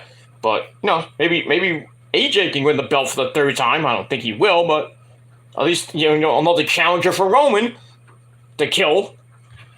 But I digress. All right, so I gave all that 3 out of 5 stars. And we move on with that. All right, where are we here? Okay, we move on. All right, then we go to the 4th and final round of the draft, where we have the Heartbreak Kid, Shawn Michaels. He's there on the. I think he was on the Raw side, and then the Road Dogg, Brian James. Oh, you didn't know? Yo, I was supposed to call somebody. Okay, so they come out with the DX theme after we go back to commercial. So HBK announces the first pick in the final round of the draft. SmackDown selects Bayley, Io, and Dakota Kai, all damage control. They stay as a unit for now. So they're going to go to SmackDown, obviously, because Io is with, is going for the SmackDown title with Bianca, and they're going to stay on SmackDown. And freaking Wade Barrett's like, oh, Michael Cole, your worst nightmare came true. Because Bayley and Michael Cole had this really bad relationship, and Michael was like, oh, fuck! This bitch is still here and tormenting me, damn it! And Bayley's having the time of her life, like, Michael Cole, ding dong, hello! Oh, I can't wait for that next Friday. Oh, well, maybe this next Friday night. And then after that, every Friday night. Have Bayley come out every week just to torment Michael Cole. And really, what they should do, they should have done it this year. Bayley versus Michael Cole in a match. And have Bayley wipe the floor with him. Beat him so bad that he retires a little bit early. He says he's got 5 years left, but yeah. They face off next year, he's got 2 years left. Well, not even any. Bayley's going to wipe the floor with him. Ding dong, hello! Pretty much it. So they get selected to SmackDown. So great to see Io on SmackDown every Friday night. That's going to be the best part of Friday night. Anyway, and then the Road Dogg announces the second pick that goes to Raw. They pick the king of strong style himself, Shinsuke Nakamura. That's a good pick. That is a good pick because I believe he's going to go to Raw and go after Walter. May beat Walter for the Intercontinental title. But we'll see what happens with that. And then the third pick goes to SmackDown, and HBK selects the NXT Women's Tag Team Champions, Isla Dawn and Alba Fire. I was like, wow! That was a shocker, another shocker of the night. So that didn't really sit well with HBK at first. So the women's tag team champions, Isla Dawn and Alba Fire, are going from NXT up to the main rosters. So there's going to be more on Monday with the rest of the craft. See who goes up from NXT just to the Raw or SmackDown. Possibly Zoe Stark, possibly Roxy, possibly Corey Jade, possibly Grayson Waller, possibly Braun Breaker, probably Cameron Grimes. But we'll see what happens with that. So Sean's not happy with that. So Rodo's like, well, if you didn't like that pick, I think you're going to lose your smile again. As Raw, with the final pick of the draft, of the night one, Raw gets the NXT Women's Champion, Indy Hartwell. Wow. That was crazy. They go to NXT, and we see Grayson Waller hugging Indy, two Aussies. That was great. Mackenzie, Isla and Alba Fire going to Raw, going to SmackDown, I should say. So I would think that the titles are going to change because Indy should have lost it on Tuesday night to Tiffany Stratton, and she probably will be losing that belt this coming week, probably this Tuesday. I think she's going to lose the belt, or I don't know what's going to happen with the NXT belts. And Isla and Alba are going to lose the women's tag team belts. So that's that. So round 4, once again, SmackDown gets Damage Control, Bayley, Io, and Dakota. They also get the NXT Women's Tag Team Champions, Isla Dawn and Alba Fire. And Raw gets Shinsuke Nakamura and Indy Hartwell. So Indy's on Raw now with Johnny Gargano, Candice LeRae, and Dexter. So she's back with Dexter. So Index is on Raw. The wait is now complete. Well, minus Austin Theory, but fuck him. But so the wait is on Raw. So another faction on Raw. That's great. I'm proud of Indy. I'm happy for Indy, actually. So let's see what she can do on the Raw roster. Maybe going after the Raw Women's Champion, which will probably be Rhea Ripley. But, her and Candice can team up, go after the women's tag team belts. They can win it again for the second time. See what happens with that. And, they can do segments with Indy and Dexter, with more craziness with them, and more craziness with the Way all together now. I think it's good. It is good. It's good. That's that. All right, so I give that 3.5 out of 5 stars. And then we go right to the Performance Center with Mackenzie Mitchell interviews Isla Dawn and Alba Fire. They're excited to come to the main roster after dominating NXT together as women's tag team champs. And then the former champions, Kaden Carter and Casey Catanzaro, they interrupt, and Casey and Kaden won a tag team title match on NXT this Tuesday night. So there you go. There's a title change. Because I think they're going to go back to Casey and Kaden for the third time, I believe. And they are, I don't know, this is like I don't know how many years that Kaden and Casey Catanzaro have been waiting to go to the main roster, and they're just stuck in NXT. I just don't think they're ever going to go to the main roster. They're just stuck in NXT. Remember how Johnny Gargano was stuck in NXT for 5 years? Same thing with Ciampa. And almost everybody was stuck in NXT for a few years before. Eventually, some people went up to NXT, like Malachi Black. Malachi Black, or, eventually Andrade, Matt Riddle, people like that.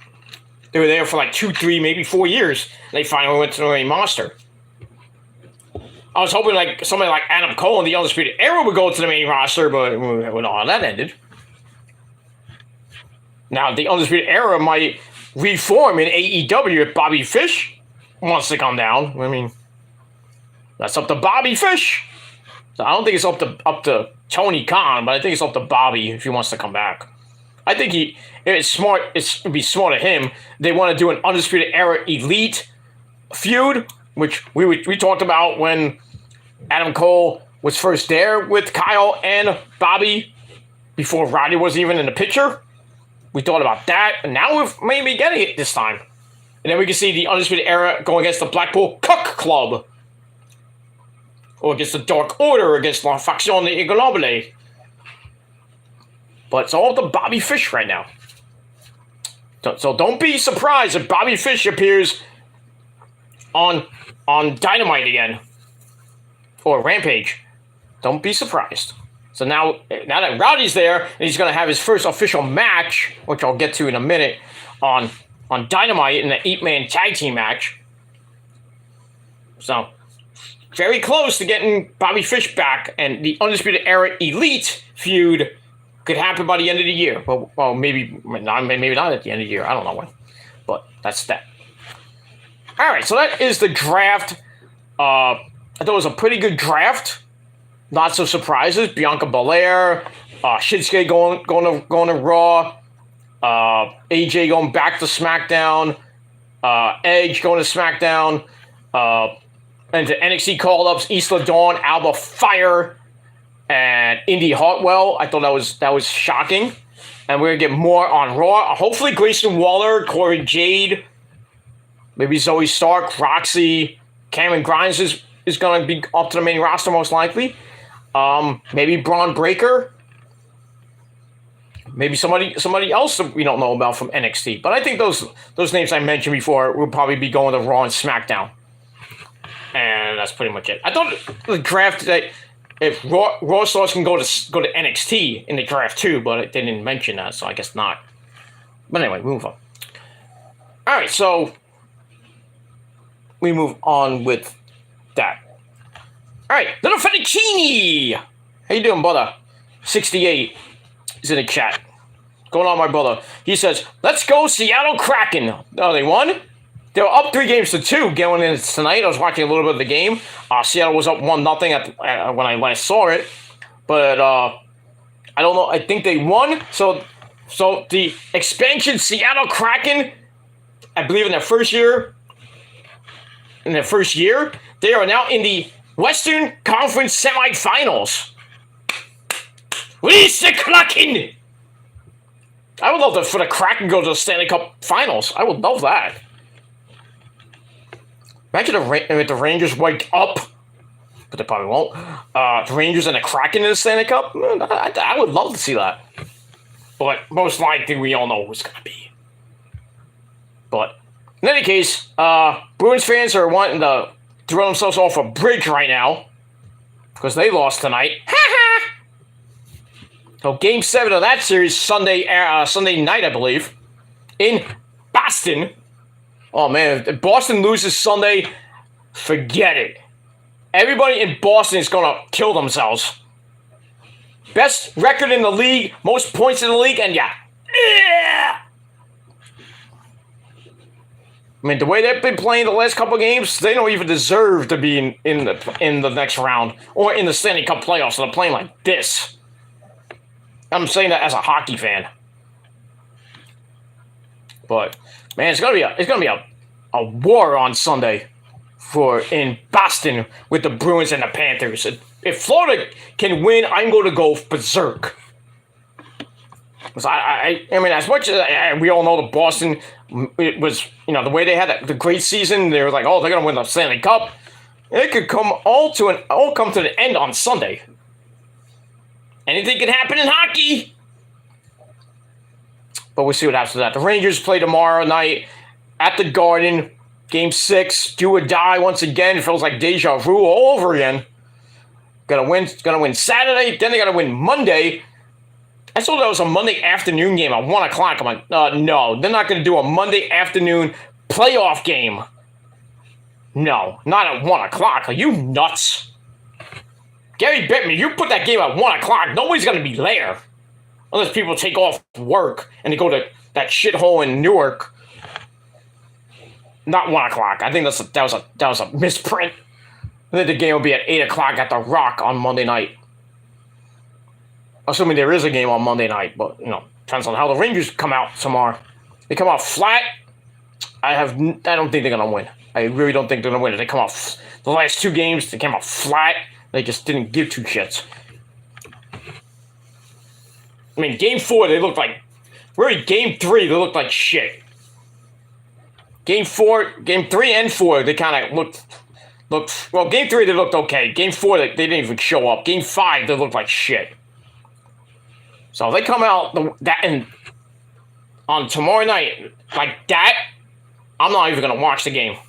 I don't care if they win the game. They start the game like shit. I'm like, forget it. But we'll have to see what happens with that. And that's it. But congratulations to the Seattle Kraken. And they go into the next round. So we'll see what happens with that. Alright. Solo versus Goldberg sounds terrible. Ugh. Well, I don't think Goldberg's coming back to the WWE. There's a strong chance he's going to AEW. Maybe one of the surprise debuts or returns on Collision with Punk on June 17th. But, we don't know that yet. But Goldberg is one of the names, along with, Ibushi, Mercedes Moné, Mandy Rose. I don't know who else comes back or makes their debut. We'll have to see what happens with that. But, yeah, I don't know. Why would you think Solo versus Goldberg? If Goldberg came back, but I doubt that'll ever happen. Where he left off with Vince, but yeah, that would be a really boring match because Goldberg would probably squash Solo like a bug. And we get that. All right, let's move on. So is AJ officially back now? Yes, he's officially back. I don't know if he's medically cleared, but he did appear on Smackdown tonight with the Good Brothers and Misha and Mia Yim. They've been drafted to Smackdown, so AJ's back on the show that AJ Styles built, and he was in the ring with the Viking Raiders and Valhalla, and well, he didn't really do anything. He just sat on the top rope and watched the Good Brothers and Mia Yim beat the crap out of the Viking Raiders and Mia Yim. That's right, Valhalla. That's it. And we move on with that. And next week, we got the Good Brothers taking on War Machine next week, or the Viking Raiders next week on SmackDown from San Juan, Puerto Rico. And we got that. And we move on. AJ needs to take the title off Roman. No, he's not taking it. He's not. Nobody is I said it before, and I'll say it again. Roman is not losing that belt anytime soon. There's reports that he might go 2 more years as champ. He might hit Hogan territory. Well, I mean, after he gets to 1,000 at Night of Champions, and whoever he faces and smashes, which will probably be Omos. Hopefully not. I don't care about that. But after he hits 1,000 days, his next milestone will be Pedro Morales. I believe he has 1,000 something days. I think I gotta look that up again. But I think the one after that is another one at 1,250 something. I think, and then Hogan's 5-year reign. Well, actually, Hogan's second reign was 1,200 and something. Then the 5-year reign was 1,474. So that's little over 5 years. But 1,250 will be 3 years, and that'll probably be around SummerSlam time. No, not SummerSlam. Well, SummerSlam will have 3 years, so 365. That's 730 plus another 365. That's 1,095 days. He'll hit 3 years. So by September or early October, he'll hit 3 years as champ, and then if he goes 5 years, he gets to 1,474, and goes beyond that, which could happen. He would beat Hogan's record of 5 years. But I mean, that's on him, and that's on whatever WWE wants. Like Vince is still around. I just don't think it's gonna be Cody. I doubt it's gonna be Cody now, because now that Cody got drafted to Raw, he's gonna most likely get that consolation prize belt that's basically made for him. So he's gonna be the World Heavyweight Champion on Raw. So his story, per se, won't kind of end, I don't know, the way everybody wanted it to, but he'll get the World Heavyweight Championship at Night of Champions, go on, and people thinking he's going to win Money in the Bank. I don't think he should win Money in the Bank. He should give it to Eli Drake. But if he does win Money in the Bank, then he will cash in on Roman, probably finally beat Roman, and I don't know what they're going to do with the belts, per se. I mean, Cody's going to be Cody 3 belts? No. I doubt that. But if not, then they're thinking about maybe WrestleMania 40 in a rematch. That's if Cody wins the Royal Rumble. I doubt that. So I don't think we'll see Roman and Cody squaring off unless there's a trade in this draft where Cody gets traded from Raw to SmackDown for I don't care who. But I'd rather not. I'd rather just have Cody stay on Raw, get the World Heavyweight Championship, fulfill his destiny. His story will finally end in a way, and we'll have to see what happens with that. It's either going to be Cody or Seth winning that World Heavyweight Championship. But we'll see what happens with that. Oh, hell no. Well, oh, hell yes, because Roman ain't losing that belt anytime soon. And especially not to a guy like AJ. No offense to AJ, but we already saw that in 2015, and Roman wiped the floor with him. Not 15, what was it? 2017, I think it was. 17 to 19, somewhere around around there. A couple of years ago, let's say. Roman wiped the floor with him. But anyway. Roman is getting stale. Well, to you, he is. I just think he needs... This draft couldn't have came at a better time for Roman because he's basically beaten everybody. And now he's gonna get new challengers. Bobby. He's never faced Bobby Lashley, I don't think. For the title, at least. He's got AJ. He's got Edge, who already destroyed. AJ, the same thing. I don't know who else could.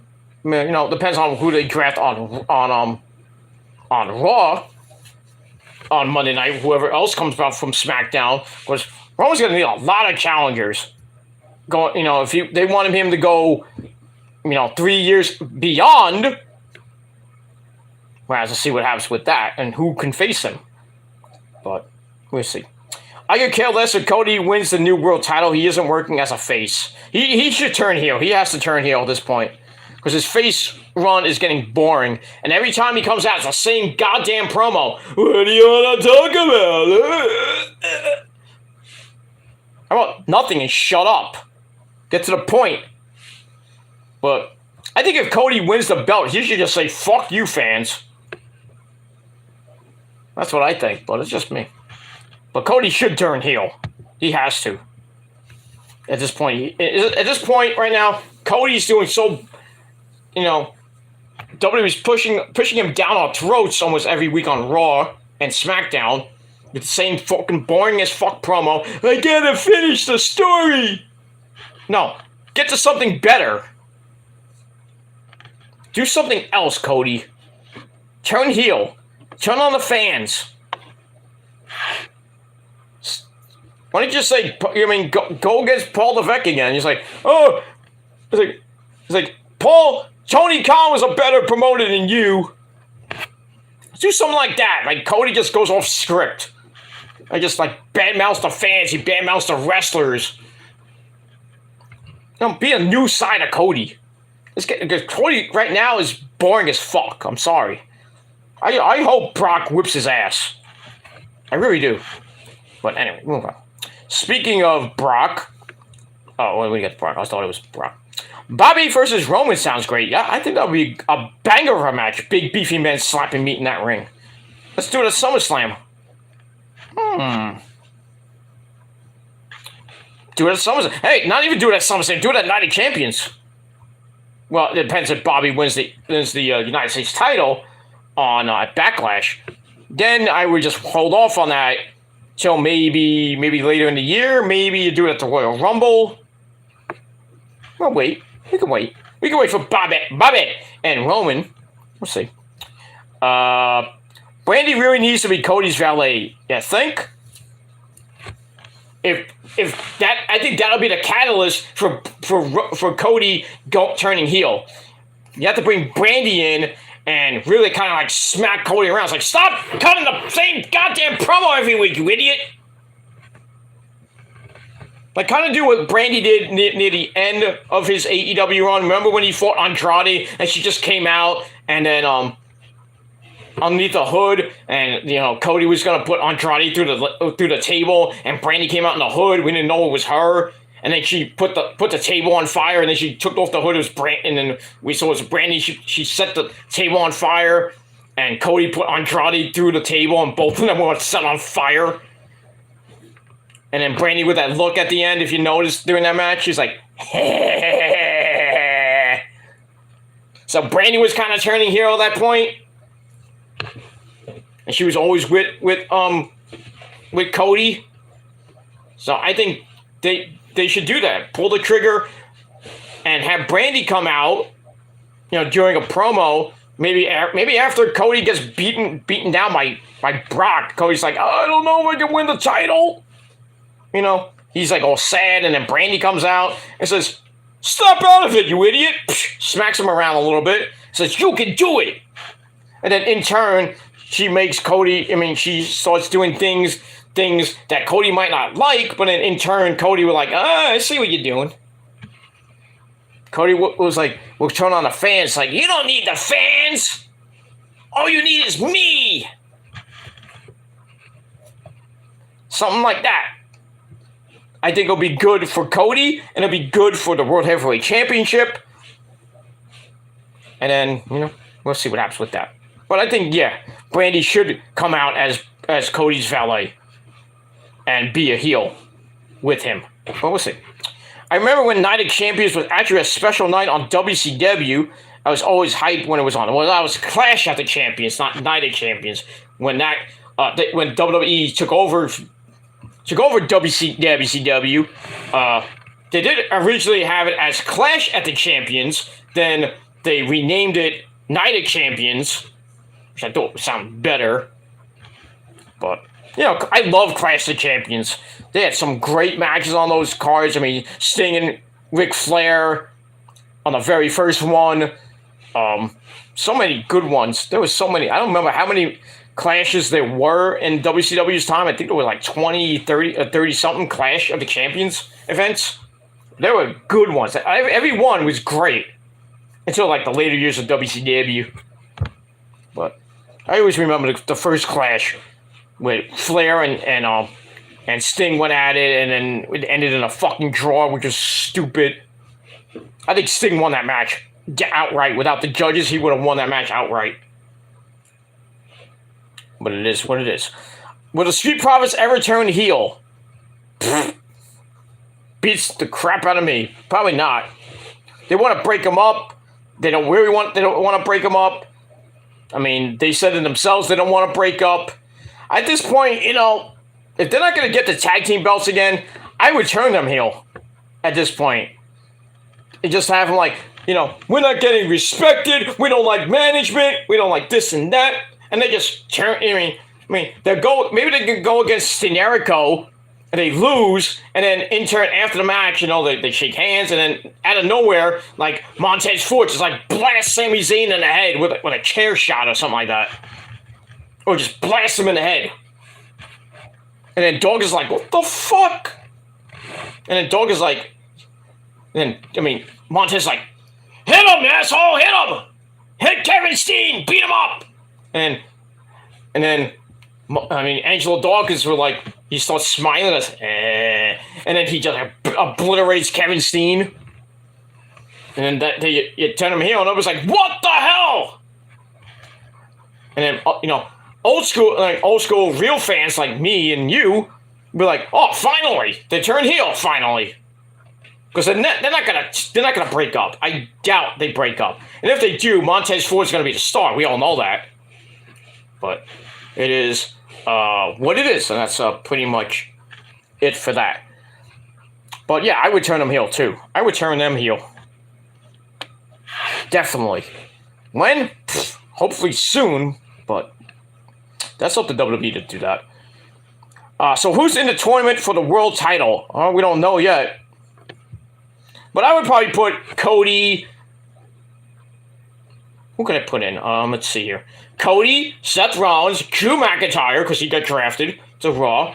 Probably put The Miz in there.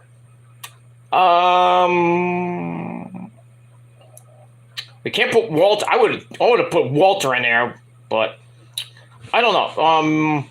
Depends on who gets drafted on Raw. I would probably put maybe Sheamus. But I think they'll have a 6 to 8 man tournament because it's Raw and SmackDown. So on Raw, I would put Cody, Seth, Drew, maybe Finn Balor if Judgment Day gets drafted to Raw.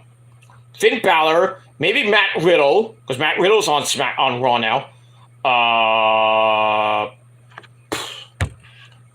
I don't know who. I don't know how many people are going to be in the tournament. Like I said, on Raw and SmackDown, how many people? They might just do 4 from Raw, 4 from SmackDown because they only got 3 weeks for this tournament to happen, and the finals are going to be at Night of Champions. So got that on SmackDown. Probably put. Well, I was going to say if Bobby doesn't win the title, then I put Bobby in there. If Bronson Reed doesn't get the title, then I put Bronson Reed in there.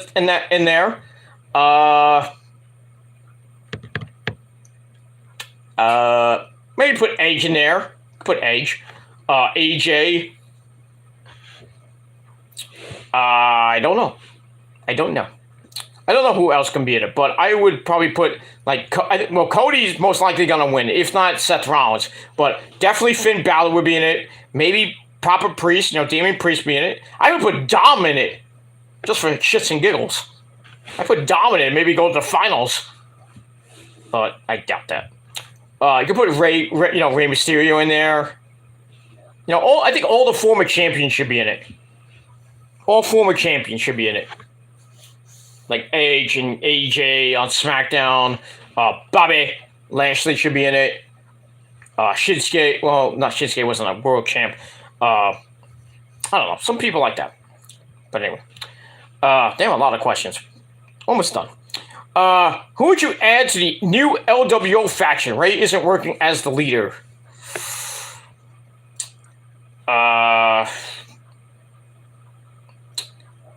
I don't know, because I think, Selena Vega works for that, because they were thinking of putting Elektra Lopez in there, but I think Selena Vega works better in that faction than Elektra does. I don't know. Who else? Well, I would say Angel Garza and Humberto Carrillo, but I think they would just be wasted. But I really can't answer that, because there's not that many Latinos in there. But, we'll have to see what happens with that.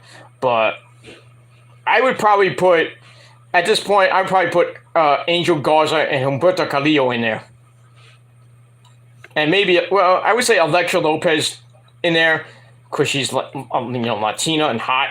But Selena Vega is, I think, way more better off in the LWO than her. And I think Elektra's going to stay in NXT anyway and probably form her own faction down there, but we'll see. Did LA Knight... Oh, well. Eli Drake get drafted tonight? No, he did not. He did face Butch and won. So, got that. What's up with Randy Orton? Where is he at? At home, banging his wife. That's what he's doing. He's still got that back injury. I don't know if he's coming back at all at this point. I think he might just have to retire. But, never say never. But right now, Randy is at home. He's home. But I don't know. You never know. He could be appearing on Raw, and get back with Riddle and reform RK Bro. And then turn on Riddle, which we all are waiting for. Maybe we see that at WrestleMania 40. But we'll see. Anyway. What if Brock wins the new world title? That's another name we can put in the hat for the new world title. Brock didn't get drafted yet. I don't even know if Brock's going to stay in WWE at this point. I don't know what his contract status is, but I think after Backlash we'll probably know who's in there. I think May 8th we're going to find out who's in the tournament, because that's when the tournament starts on Monday Night Raw. So we'll see. But Brock could be a guy that's going to be in that tournament, definitely. If he wins it, can he win it? Yes. Will he? Maybe, maybe not. How about this? How about Brock is in it with Cody, and we have Cody. Well, I don't think it's going to happen. Maybe Cody and Brock in the semis, because I think it's going to be Raw versus Smackdown for the world. Well, no. I don't know why he said Raw. It's going to be on Raw and Smackdown. It makes no sense. That's what Michael Cole said. I would have just everybody on Raw face each other. So I would have... what I would do is have Cody versus Brock in a rematch at Night of Champions for the belt. Have Brock beat him at Backlash, and then Cody comes back and wins the belt from Brock at Night of Champions. You do that. But, I mean, we'll have to see what happens on May 8th. And that's it. I would like to see Pentagon Jr. in the new LWO. Oh, that's another guy. You know, you can have Pentagon, you can have Rey Fenix in there. You can have anybody like Roosh, Andrade can come back to WWE. I think he would be a great leader. Instead of Ray, screw Ray. Big deal, you know. But I don't think we're gonna see Pentagon or Rey Fenix in WWE. I think they're gonna stay loyal to Tony Khan and AEW, or just go back to Japan, to Mexico. But it is what it is. Rey Fenix is injured right now. I think with a leg or a hip injury. That sucked because of the Ring of Honor Tag Team Champions. But I don't know when they're going to defend those belts again. But there is going to be another Reach for the Sky ladder match coming up. Because as of yesterday, the Kingdom were talking about their opponents in the Reach for the Sky 2 ladder match coming up. I don't know when that starts and when it ends, but whoever wins that is going to get a title shot at Phoenix at the Lucha Brothers, unless the Lucha Brothers are going to be in that ladder match defending the belts in the Reach for the Sky ladder match. I mean, we'll have to see what happens with that when we get there, but the Kingdom is in that ladder match once again. And hopefully we don't get one of those scary injuries that happened to Dante Martin. Oh, brutal that was. Brutal. That's it. You too. Thoughts on the new Twisted Metal series on Peacock? I don't have Peacock, so I don't know, so. I can't tell you that. I don't have Peacock, so. I watch WWE on the rich man's cable. But that's pretty much it. What I am watching right now is I'm watching the Winchesters from this past season. I watched the whole season. I'm rewatching again so I can catch up to when season 2 starts in, I believe, September or October. I'm watching Kung Fu, which is with Angela from, I think his name is Angela or Angie from the originals, The Witch, that kind of tried to seduce MG, who is a vampire. So she has a little spin-off show named Kung Fu. There's another show called The Professionals with Tom Welling, who played Superman on Smallville, so he has his own show now. A lot of new CW shows out now. Somebody asked me to I don't know where, but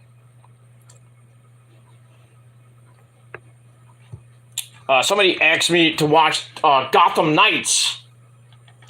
So I haven't watched that yet, but I think it's on Tuesday nights on CW. So I have to, if I can I have to check out my guide, and I think it's on Tuesday nights. The guy told me, so I have to check the guide on Tuesday nights and see if Gotham Knights is on, and maybe I can catch up with it. But I heard good things about it because I watched all, I think it was all 5 seasons of Gotham. That was epic. But I think Gotham Knights now it's based off of Bruce Wayne, I believe. That should be pretty good. I mean, we'll have to see what happens with that. Excuse me. But anyway, is that about? Are you Canadian? What is that about? What is that about? Which show? Oh, the Winchesters? Winchesters is a spin-off, a prequel to Supernatural. But it's a very good show. Very good show. It's based off of, like I said, it's a spin-off of Supernatural. It's a prequel, like how, I think it was the original, no. I think the originals was a spin-off of, the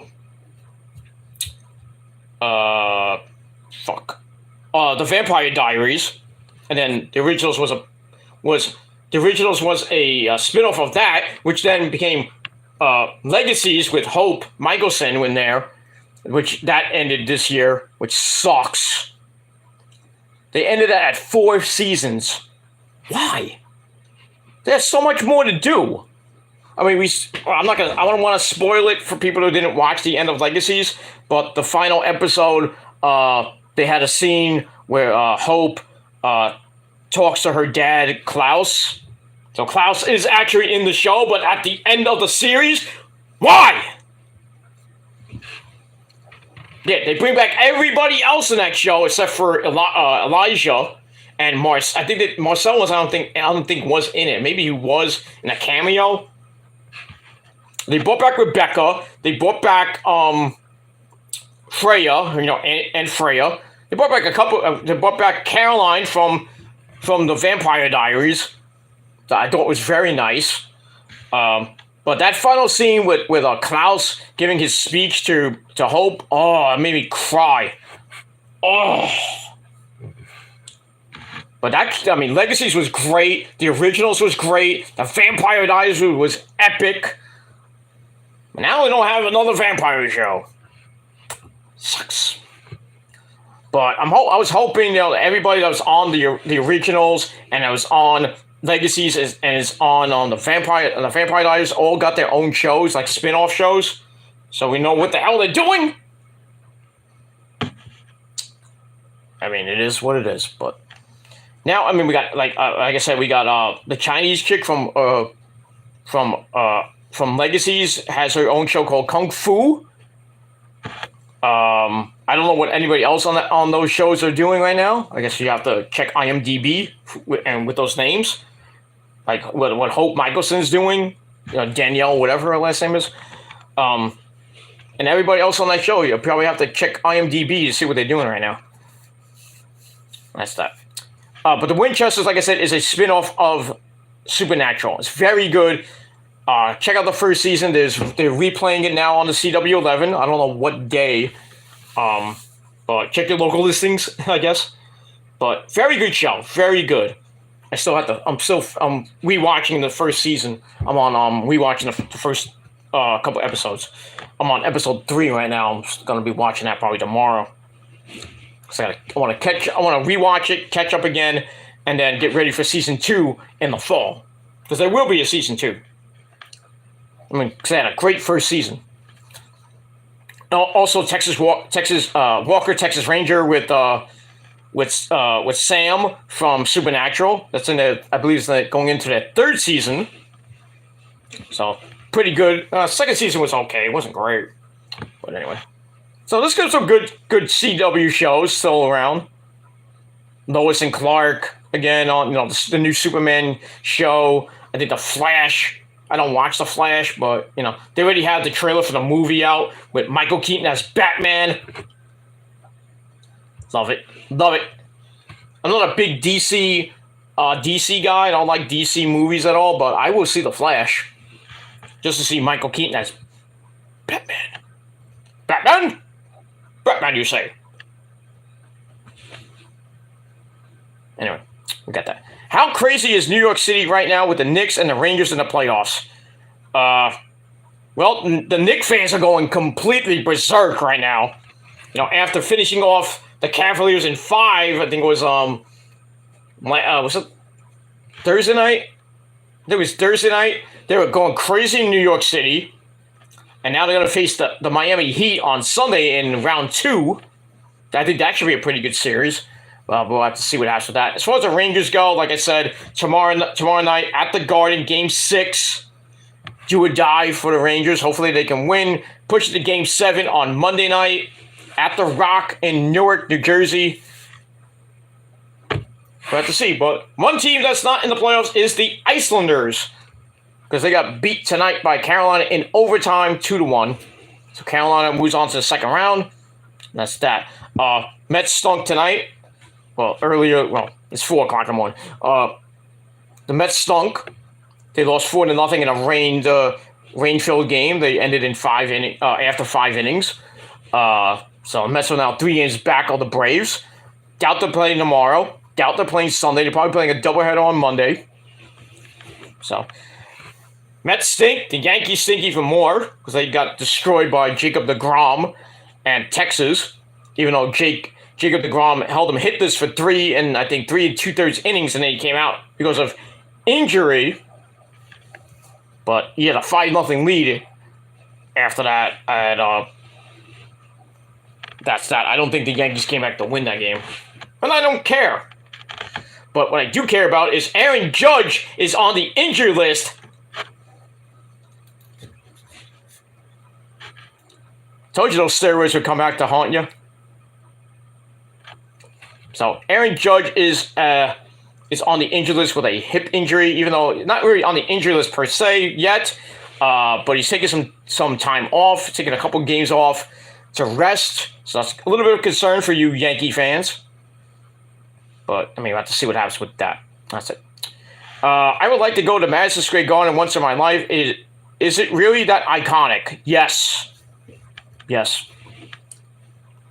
It is. It is the Mecca of all sports arenas. It is the greatest. It is the greatest.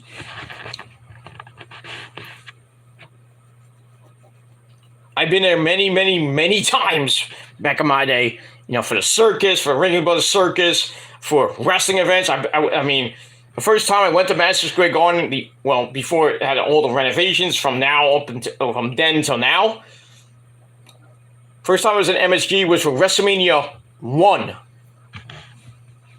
That's how old I am. I'm so old I remember WrestleMania 1. I think we all do, most of us. But you know, been at concerts there, many, many, many good concerts. I think the last concert I was in at MSG was David Gilmour, no relation, when he did the Rattle That Lock tour. I was there, and I remember that damn concert vividly because I lost my keys that night. I couldn't get home. Good thing I didn't lose my Metro card because I would have been stuck in New York, and I don't know how I would have got home. Well, maybe by cab. I don't think I had money on me that night. I don't think. But anyway, I lost my keys that night. Had to get a new set of keys. That's not fun. Good thing I had a spare. But it is what it is. All right, let me finish off Smackdown, and I'll get to more questions from Little Fettuccine, the Italian Stallion, whatever it is. But that's that. All right, so where we left off. We had Mackenzie Mitchell talking to Isla Dawn and Alba Fire, who are now on SmackDown as the NXT Women's Tag Team Champions, but Casey Catanzaro and Kaden Carter had another thing coming, and so I was like, well, we want a title match on NXT this Tuesday night, so most likely they will win the belts from Isla and Alba Fire, so they'll drop the belts, and Casey and Kaden will become three-time NXT Women's Tag Team Champions. But it should be on the main roster, but they're not. And that's that. All right, from Mackenzie Mitchell, we go to Kayla Braxton backstage with the newest member of Raw and that is Shinsuke Nakamura. He's all excited to go to Raw. He looked very nice in that freaking black suit. But then he gets attacked by Killer Kross, who throws him into some equipment, destroys him basically. So it looks like Kross and Scarlett are gonna go to Raw to continue that feud. So, by the way, nice upshot by the cameraman, because they panned over to see freaking Scarlett, and they went up from her boots all the way up to her pussy, and then went up to her boobs. I was like, oh my god, somebody give that cameraman a raise. Kevin Dunn, maybe? I think Kevin Dunn might have thought of that. Man, at least you did something right there, Kevin Dunn, you fucking idiot. But man, give that cameraman a raise. I don't mean down there either. But it is what it is. Move on with that. Alright, so I gave that 3 out of 5 stars. And I gave the NXT segment also 3 out of 5 stars. Alright, before the main event, we had the Usos backstage telling Solo Miyuki to head out with them. And then Paul says the Tribal Chief wants Solo to stay in the back because he wants the spotlight on the Usos. Because tonight, it's the night. And he's still looking at Solo. And we're all thinking that Solo's going to screw the Usos. But we'll get to that. So Solo looks at his taped up thumb. Heyman flashes his sinister, evil smile. So it looks like a swerve might happen. We'll see what happens with that. Alright, then we go to your main event of the evening. The Usos taking on Dean Jericho, Kevin Owens, and Sami Zayn for the Undisputed Tag Team belts in a rematch from WrestleMania. Pretty damn good match. I'm not going to get into all of it. But we see Solo come out around the middle of the match. And he's just standing there for a while. And then Matt Riddle comes out and attacks Solo. And then they fight into the crowd. And then while in the ring, let me get to it. Where is it here? I lost it. But anyway, so that distraction led to Dean Jericho almost winning the match. But like near the end, Jimmy and Jay went berserk. Like 15 super kicks on Kevin Owens, and he still kicked out. Wow. But in any case, the Usos, Owens stumbles around and starts unloading on Jay. Jay with another super kick. Put him down. Jimmy tags in, the Usos stand tall, and the fans are booing them. They go for the 1D, but Sammy pulls Jay to the floor. He sends Jay into the ring steps, and then Owens with the stunner to Jimmy. Sammy tags in, hits the hell of a kick on Jimmy. 1, 2, 3. Sami Zayn and Kevin Owens retain the Undisputed Tag Team belts, which did not sit well with Solo, because we see Solo on the stage looking pissed. And that's pretty much it. And then after the match, Sammy and Kevin recover. The Usos recover at ringside. They're not pleased. And then we see Solo staring them down from the stage. So it looked like Solo was supposed to screw them, but Matt Riddle stopped it. Maybe it was like a tease. I don't know. And that's pretty much it. So Draft Night 1 ends, and I thought it was a very good show. And I gave it 7.5 out of 10 stars. Very good. And we're going to have to see what happens on night 2. On Monday Night Raw this Monday night from Fort Worth, Texas. Yep. And we move on with that. So 7.5 out of 10 stars for Smackdown. And now we're going to move on quickly to Rampage. And that's it. So I'm going to read the Rampage results real quick. And that's it. Alright, so Rampage started at 6:30 tonight. And next week is on at 5:30, which was originally tonight. It's supposed to be at 5:30, but it's going to be next week because of basketball and the hockey, the second round. That's going to be for probably most of May is going to be preempted. Maybe a little bit of June, but I'm not sure yet, but we'll see. So anyway, the first match of the night was a tag team match pitting Shawn Spears, the Perfect 10, teaming up with Absolute Ricky Starks as they take on Bullet Club Gold.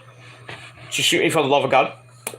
of the Switchblade, wait with the Switchblade, Jay White and Rock Hard Juice Robinson, or as they call themselves, the Bang Bang Club, or the Bang Bang Gang, whatever they call them. So, pretty back and forth match. The Bullet Club get the win after Spears dropped Jay White with a spine buster. Goes for the C4, but White gets out of it and hits the Blade Runner. 1, 2, 3. Jay White and Juice Robinson are your winners. So Bullet Club gold with another win, and that's just too sweet. That's pretty much it. After the match, Robinson and Starks brawl at the end, and Juice Robinson escapes, and White tells Starks he owns the ring. Starks goes to chase them, but the referee, Rick Knox, has to hold them back. And then on Dynamite this week, Ricky Starks will take on Juice Robinson in a rematch from the Long Island show. And we move on with that. All right, then we go backstage with Lexi. She's with the Hardys, Matt and Jeff, and setting for the man. Get in here, Hook. So Hook's there, the FTW champion, and Isaiah Cassidy was not there, and Lexi's like, well, where is he? Why did that change? I don't know why that changed, and it just looked really weird. But anyway, Lexi's like, where's Isaiah Cassidy? And Matt's like, I think the firm got to him last week. And then we see Stokely Hathaway and Lee Moriarty pop up on the screen. And Stokely's like, it's like, Matt, tell us where. First he said Isaiah Cassidy got beat up at Applebee's. Was he there with Alfred? No. Anyway, get her. Anyway. So then we see Isaiah Cassidy on a scaffold where Big Cass, or Big Bill, and All Ego Ethan Page are at. And they threaten to, throw him off the scaffold if Matt doesn't tell Stokely when the firm deletion is, And Ethan Page says the firm deletion match will be next week on Rampage, and if not, they're gonna hurt Isaiah Cassidy. So Matt Hardy's like, okay, the match is on next Friday. It's next Friday, okay? Leave him alone. So Ethan Page's like, I'm a man of my word, and we'll see you next Friday. Bill, take care of him. And then Big Bill chokeslams Isaiah Cassidy off the scaffold to his death. But we got that. So, the first match I gave 3 out of 5 stars. This segment I gave 2.5 out of 5 stars, and that's it. All right, match number 2, Naturally Limitless of Keith Lee and Dustin Rhodes. They take on 2 Hammonagers named Brady Pierce and Charlie James, who for some odd reason got a nice reaction from the crowd. So there you go. Why did it do that? My notes are going crazy.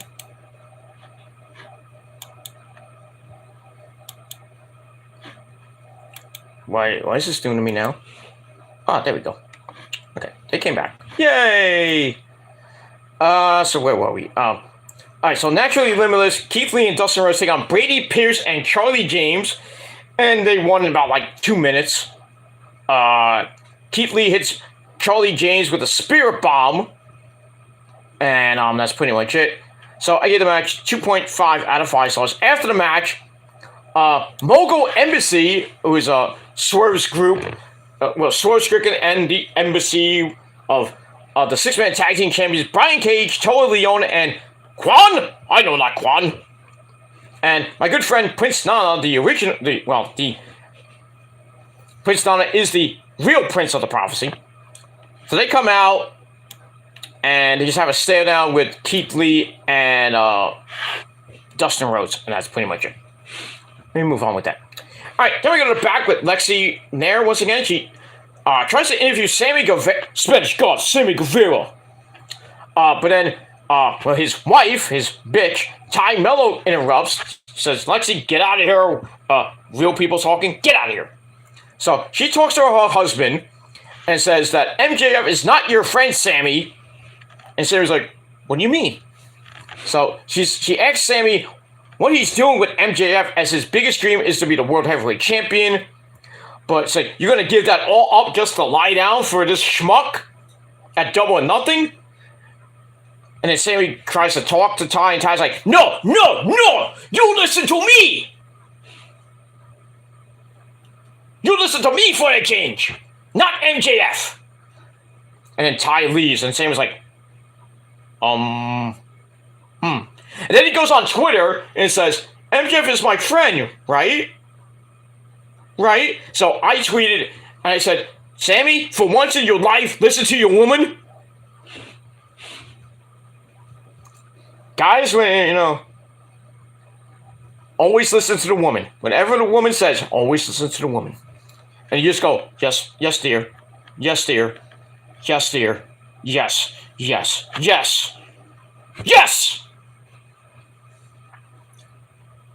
That's how you get out of fights. Just say yes.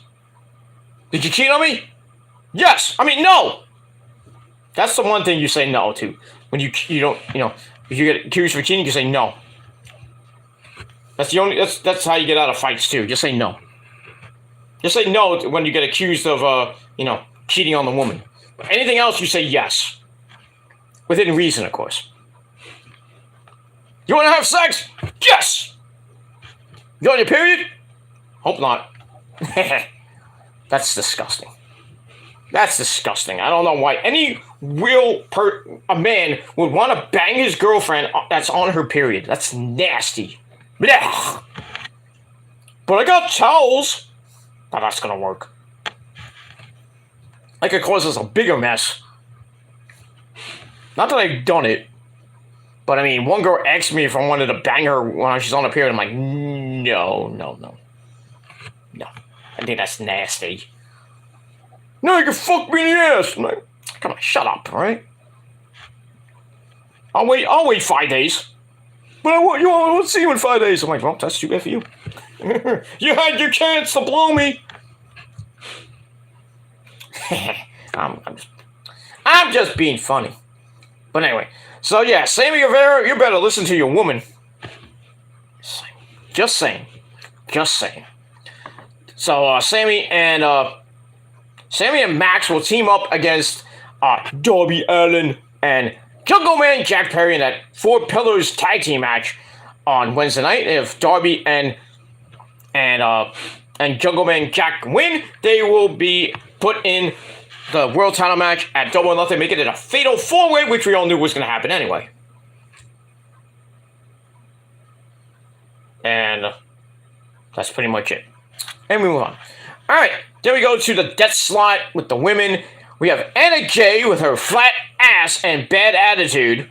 She takes on, I love this girl, Ashley DM Boise, who got signed recently. She's now All Elite, and I follow her on Twitter, and she follows me now. Thank you, Ashley. Speaking of Ashley, my ex Ashley's birthday was yesterday. Well, it's basically Saturday the 29th, so her birthday was yesterday. So happy birthday to my ex-girlfriend.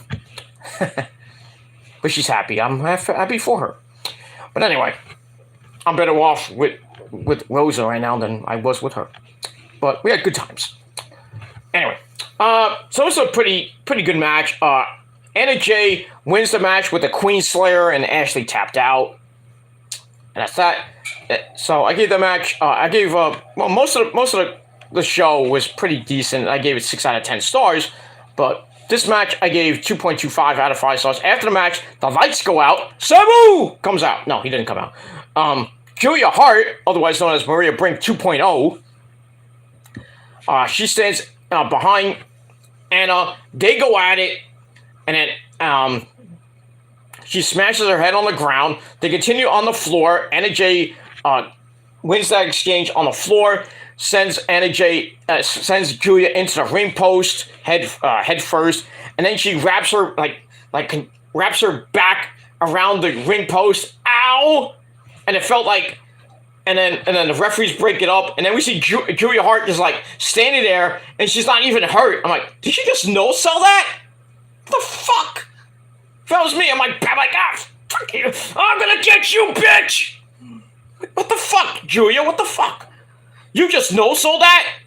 Your back is like all contorted and that? Like, damn. You must have a really good back. I mean, I'd like to ask your husband, who's she going out with? Lee Moriarty? I think she is. I think she's engaged to Lee Moriarty, or was it Sean Dean? I forget. One of them. I mean, damn, you must have a good back if, you know, if Sean Dean or Lee Moriarty is putting in that work, if you know what I mean. You must, I mean, he's going to town on your back. You must have no bones in your back to no-sell that. And then no-sell getting fucked in the ass. I mean, come on now, dude. 22 years old. I mean, you have no back? Jeez.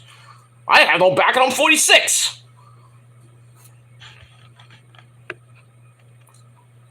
I mean, Rose is a little bit older than me, but when I put in that work, when I lay down that pipe,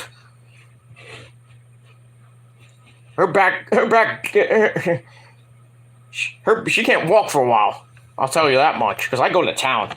Pound town, you know what I mean? Every single night. Within reason, of course. You know, I gotta take some time off when she has to. But I think it's... Anyway, so, you know, the Anna J. Julia Hart feud continues. We'll see what happens with that. And we move on. Alright, then we get a promo from the Outcasts, Saraya Knight, Paige, Toni Storm, and Ruby Soho.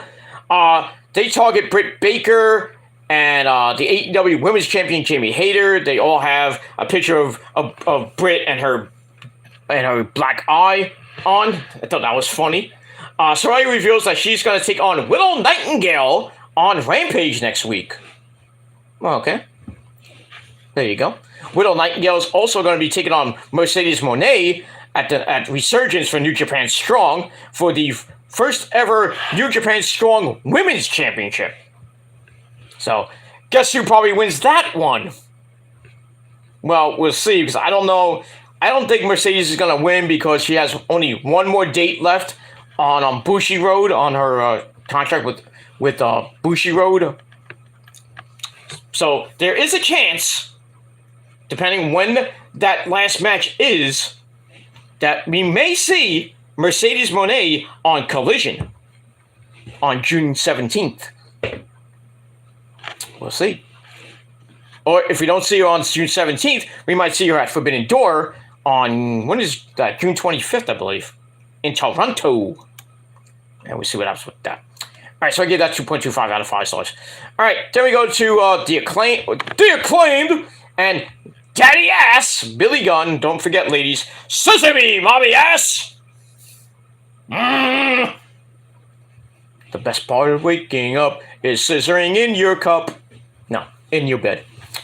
Anyway, so the Acclaimed and Daddy Ass take on, well, we didn't get their names at first, but it's Ryzen. Terror Ryzen? No, that's not Triple H. It's Ryzen, Cameron Stewart, and Dante Casanova. Like, who the fuck are these guys?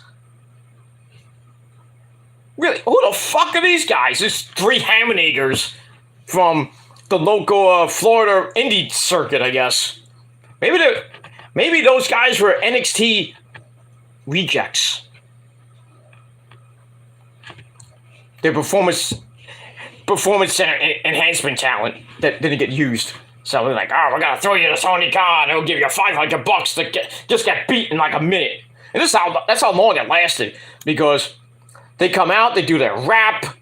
Caster raps and drops a line about Ron DeSantis. Oh my God. Dude, come on. He's gonna be the next president of the United States in 2028 and you're fucking around with that? Come on now. Come on! And within seconds, Billy Gunn hits the Famouser, Bones hits the Arrival, Caster hits the mic drop on, I think it was Cameron Stewart, or whatever the fuck his name is.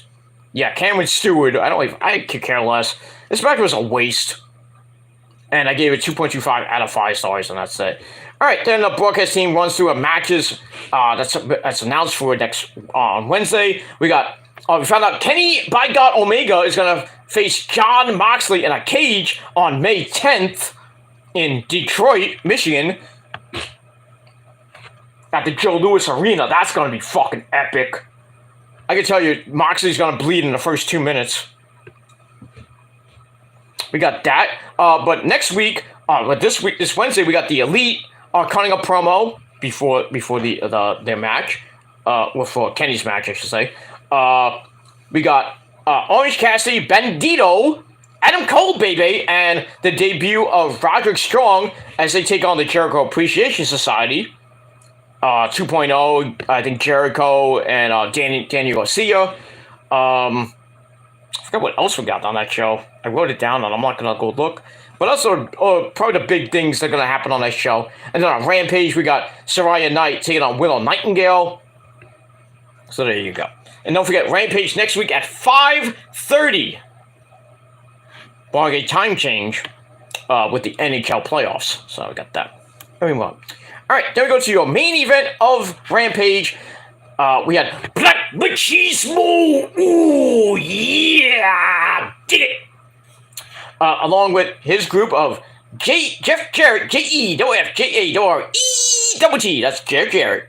Sanjay Dutt, the original player from the Himalaya, and the big fat, well, not the fat man, but the big, tall douchebag, Satnam Singh, as Jay Lethal takes on the other half of the AEW World Tag Team Champions, Cash Wheeler, who came up with Dax Hardwood, and the funky chicken himself, Mark Briscoe.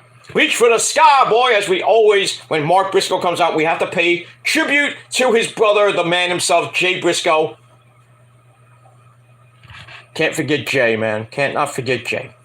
It's a pretty good match, but like what happened on Wednesday, all the chicanery with Sanjay Dutt and Jeff Jarrett and Satnam Singh comes back and it bites FTR in the ass as Sanjay Dutt distracts the ref.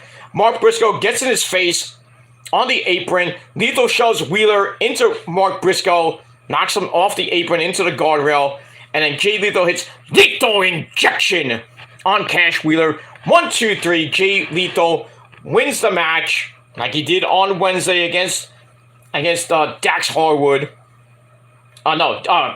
Jarrett won on Wednesday night against Dax Harwood. So Jarrett and Lethal get dual wins over the tag team champions. So that match is gonna come. Hopefully, Jarrett and Lethal do not win the belts. I'd rather have FTR hold it for a few more months before they eventually do lose it, but not to those two guys. But we'll have to see what happens with that, and we move on with that. All right, so all right, I do have the card for May 3rd. Let me just get it up in a second. I know we're going a little bit late. It's almost 5 o'clock in the morning. God damn. But I'm off on the weekend, so I don't care. I can go to 6 o'clock in the morning if I wanted to, but I'm not. I don't know how much time. I gotta go because my battery's about to go. I only have 20% of my battery. Okay. All right. So here's the card for May 3rd Dynamite. We got a Tres de Mayo, which means May 3rd in Spanish for you dumbasses that don't know Spanish. A Trios Battle Royal. And it's going to feature the following teams. We got the Dark Order, probably of Evil Uno and Stu Grayson, the Super Smash Brothers.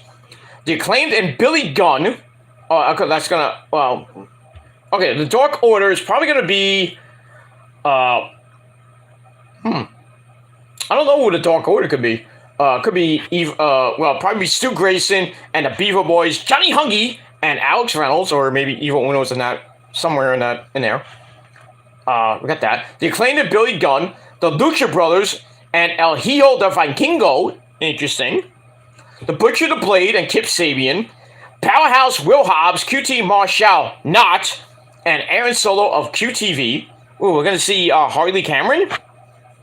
Danny L. Ooh, yes. And also the varsity athletes of the Premier Athlete, Tony Nese, Josh the Goods Woods, and Ari Davari. So the winner will get a 6-man tag team title shot, the Trios Championship against the House of Black. I could probably see the Acclaimed and Billy Gunn winning this. Even though they're going to be sacrificed. But it is what it is. And we'll see what happens with that. Also, Saraya Knight competes in her third match. Oh, I thought that was on Rampage. Why did it say it was on Rampage? All right, anyway. So, Saraya Knight and Willow will not be on Rampage. It will be on Dynamite. And also, we got Ricky Starks and Juice Robinson going at it one-on-one. And also, that 8-man... okay, here we go. We got the Elite going to appear to a promo. The Trios Battle Royal. Saraya Knight versus Willow Nightingale. Ricky Starks versus Juice Robinson. 8-man tag team match. Adam Cole, baby. Roderick Strong, Orange Cassidy, and Bandito taking on the Jericho Appreciation Society of Jericho, Garcia, and 2.0. Matt Maynard, Daddy Magic, and Angelo Parker. And in your main event for the 4 Pillars tag match, MJF and Sammy Guevara against Darby and Jungle Boy. And if Jungle Boy and Darby win, they get added to the world title match, making it what was originally made as a fatal 4-way match. So that is May 3rd Dynamite card. So it looks like a pretty decent card. And that is going to be from... Where are they at this? I don't even know where they're going to be. Oh, they're in...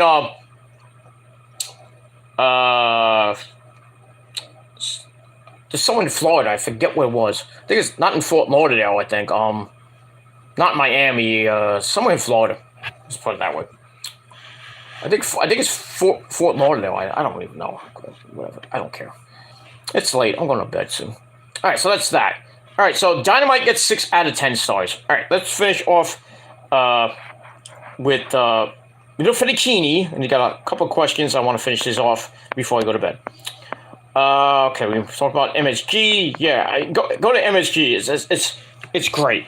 It's great. It's been renovated again. They have the Chase Bridge and everything. I didn't sit there. I saw it when it was before it was made. I was around that area when I was at the David Gilmour concert, 2016. But that was made, I think, in 2019. I think. But it's a very good arena to go to for a concert, for a Knick game, for a Ranger, or especially for a Ranger game. That always sells out. Always sells out. It's a great experience to go there.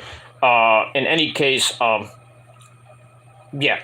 So yeah, MSG is great. It's always great to go there.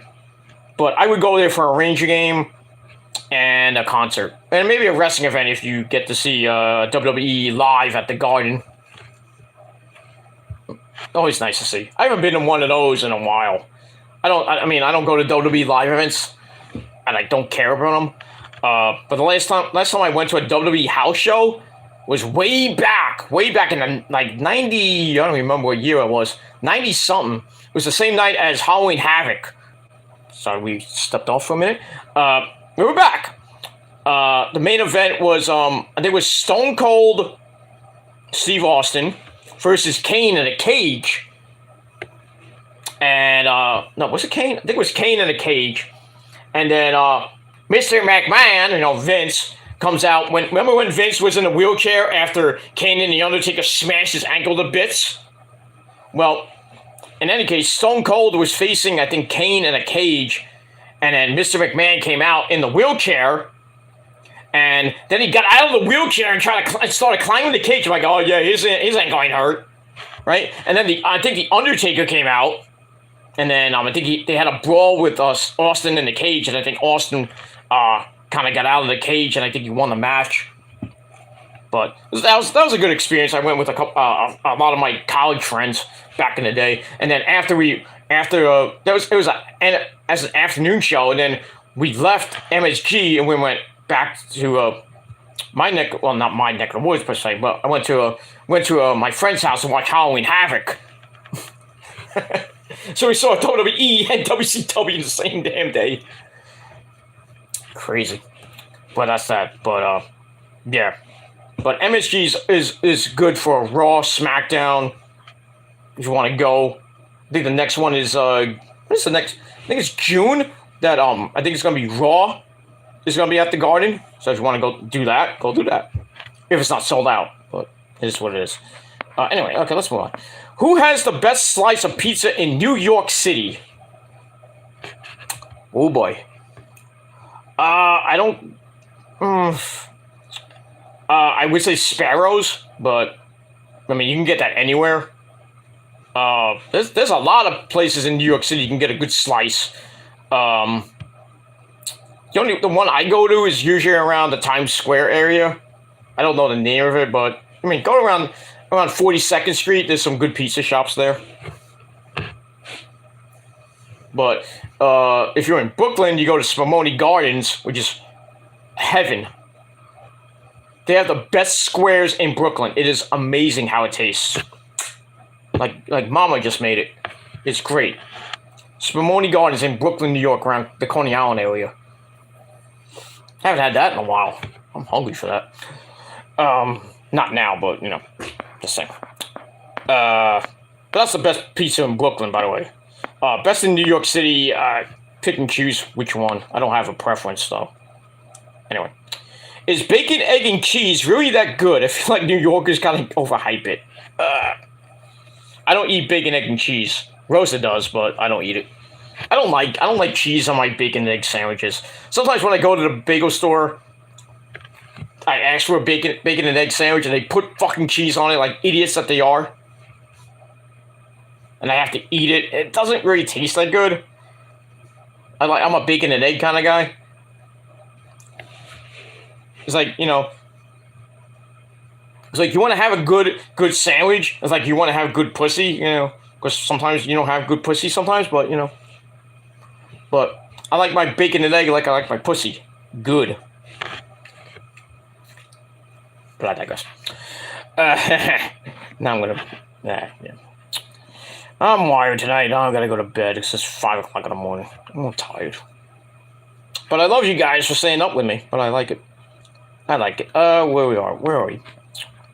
Well, I don't think New York is hype bacon and egg sandwiches. You can get that anywhere. Any state anywhere in the world, I think you can get a bacon and egg sandwich. Depends on where you can get it. You know how good it is. It's me. I don't know. I'm Filipino, not Italian. It's just my rapper name, but I'm not. You don't rap. Okay. Okay. I'm full-blooded Italian myself. Well, Peter Gilmore was my stage name. Now I'm back to I'm using my real name now. Peter Joseph is actually my real name. Peter Joseph is my middle name, my real middle name, and we all know. I'm not gonna go. I didn't want to use my real last name because most of you know it anyway. You douchebag trolls. But yeah, I didn't want to use my real name, but I'm just gonna go by PJ or Peter Joseph. So there you go. Move on.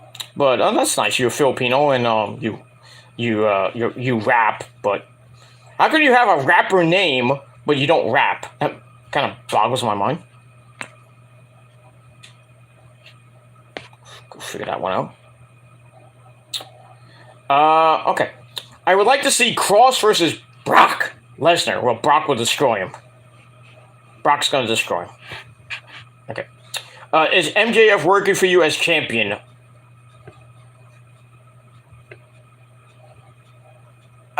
I mean, the promo's been kind of solid, but you know his matches have been okay. But him as champ so far hasn't been that good. But I'm gonna give it a chance.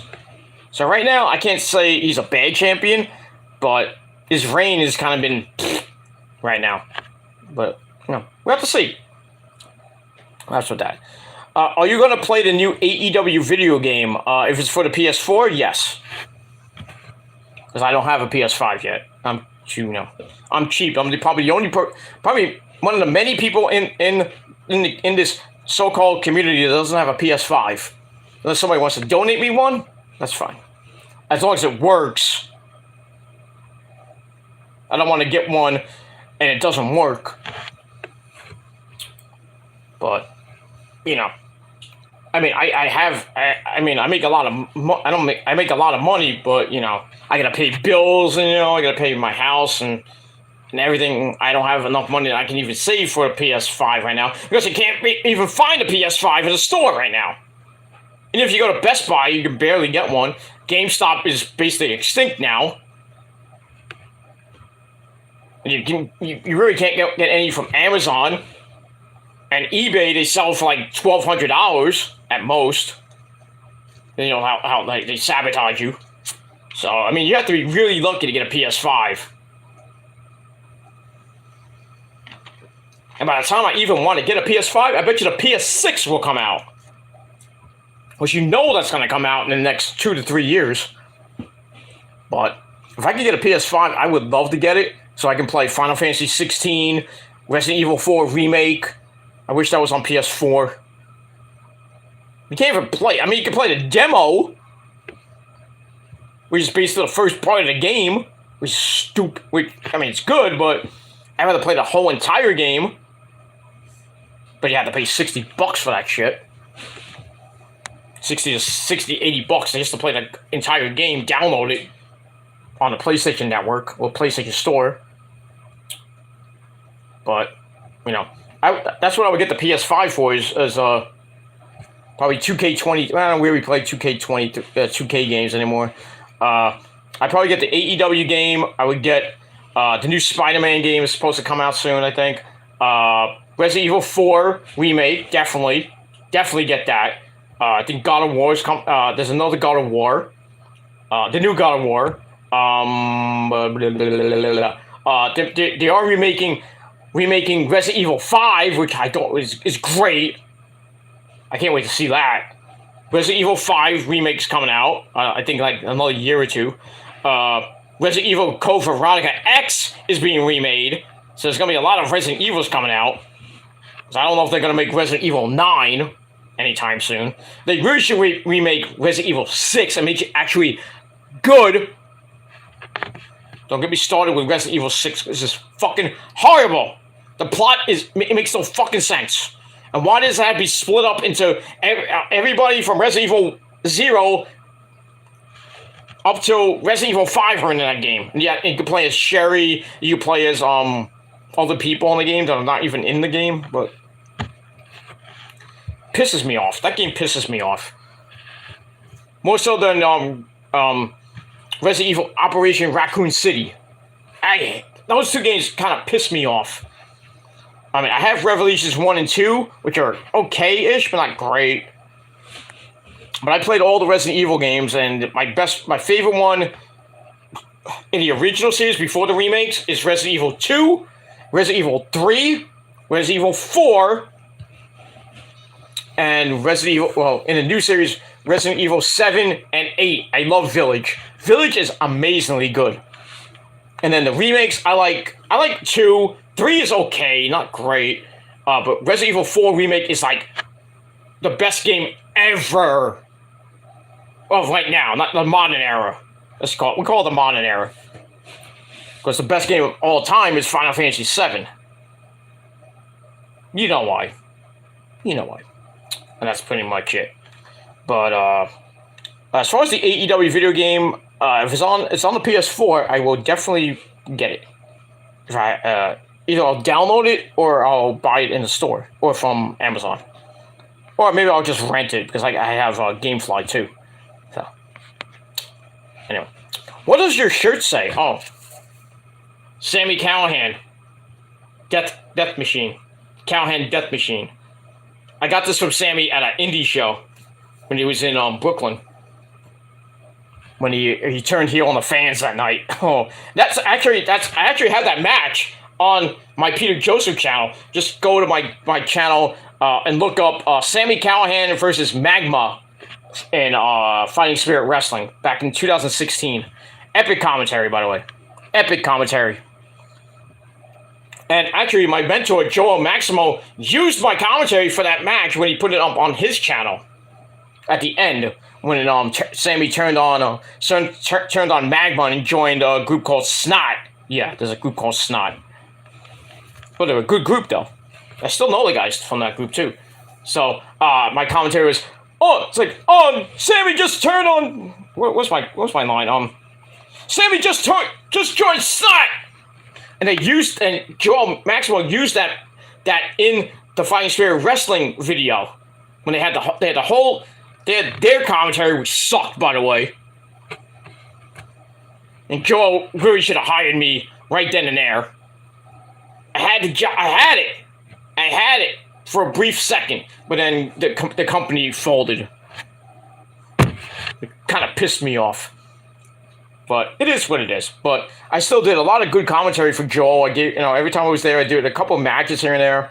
I think I have 3 matches from FSW on my channel.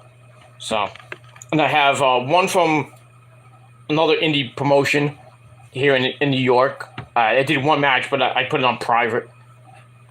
Well, I have it still up, but I might have to put it on private, but because of the promoter, so I don't want to get copyright and all that other shit. But anyway, we move on.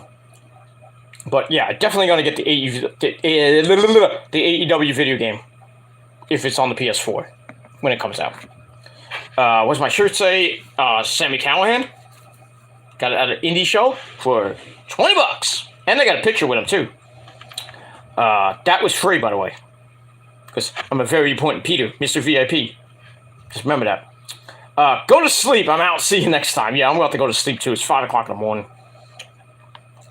So I think the second time in a while that I'd gone to 5 o'clock in the morning with a video. But I'm getting tired, and I really gotta go to sleep, and my phone is dying too. But thanks for staying up with me so late, all you trolls that probably live in the UK, assholes.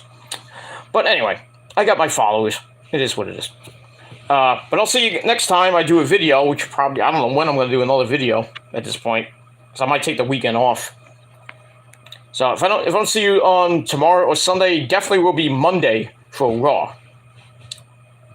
And then after that, I don't know when my break is going to be. My itinerary is changing. I just had a meeting today with my boss, and I could be going away next Saturday. I could be going away the week after that. Sometime by Memorial Day, I can be going.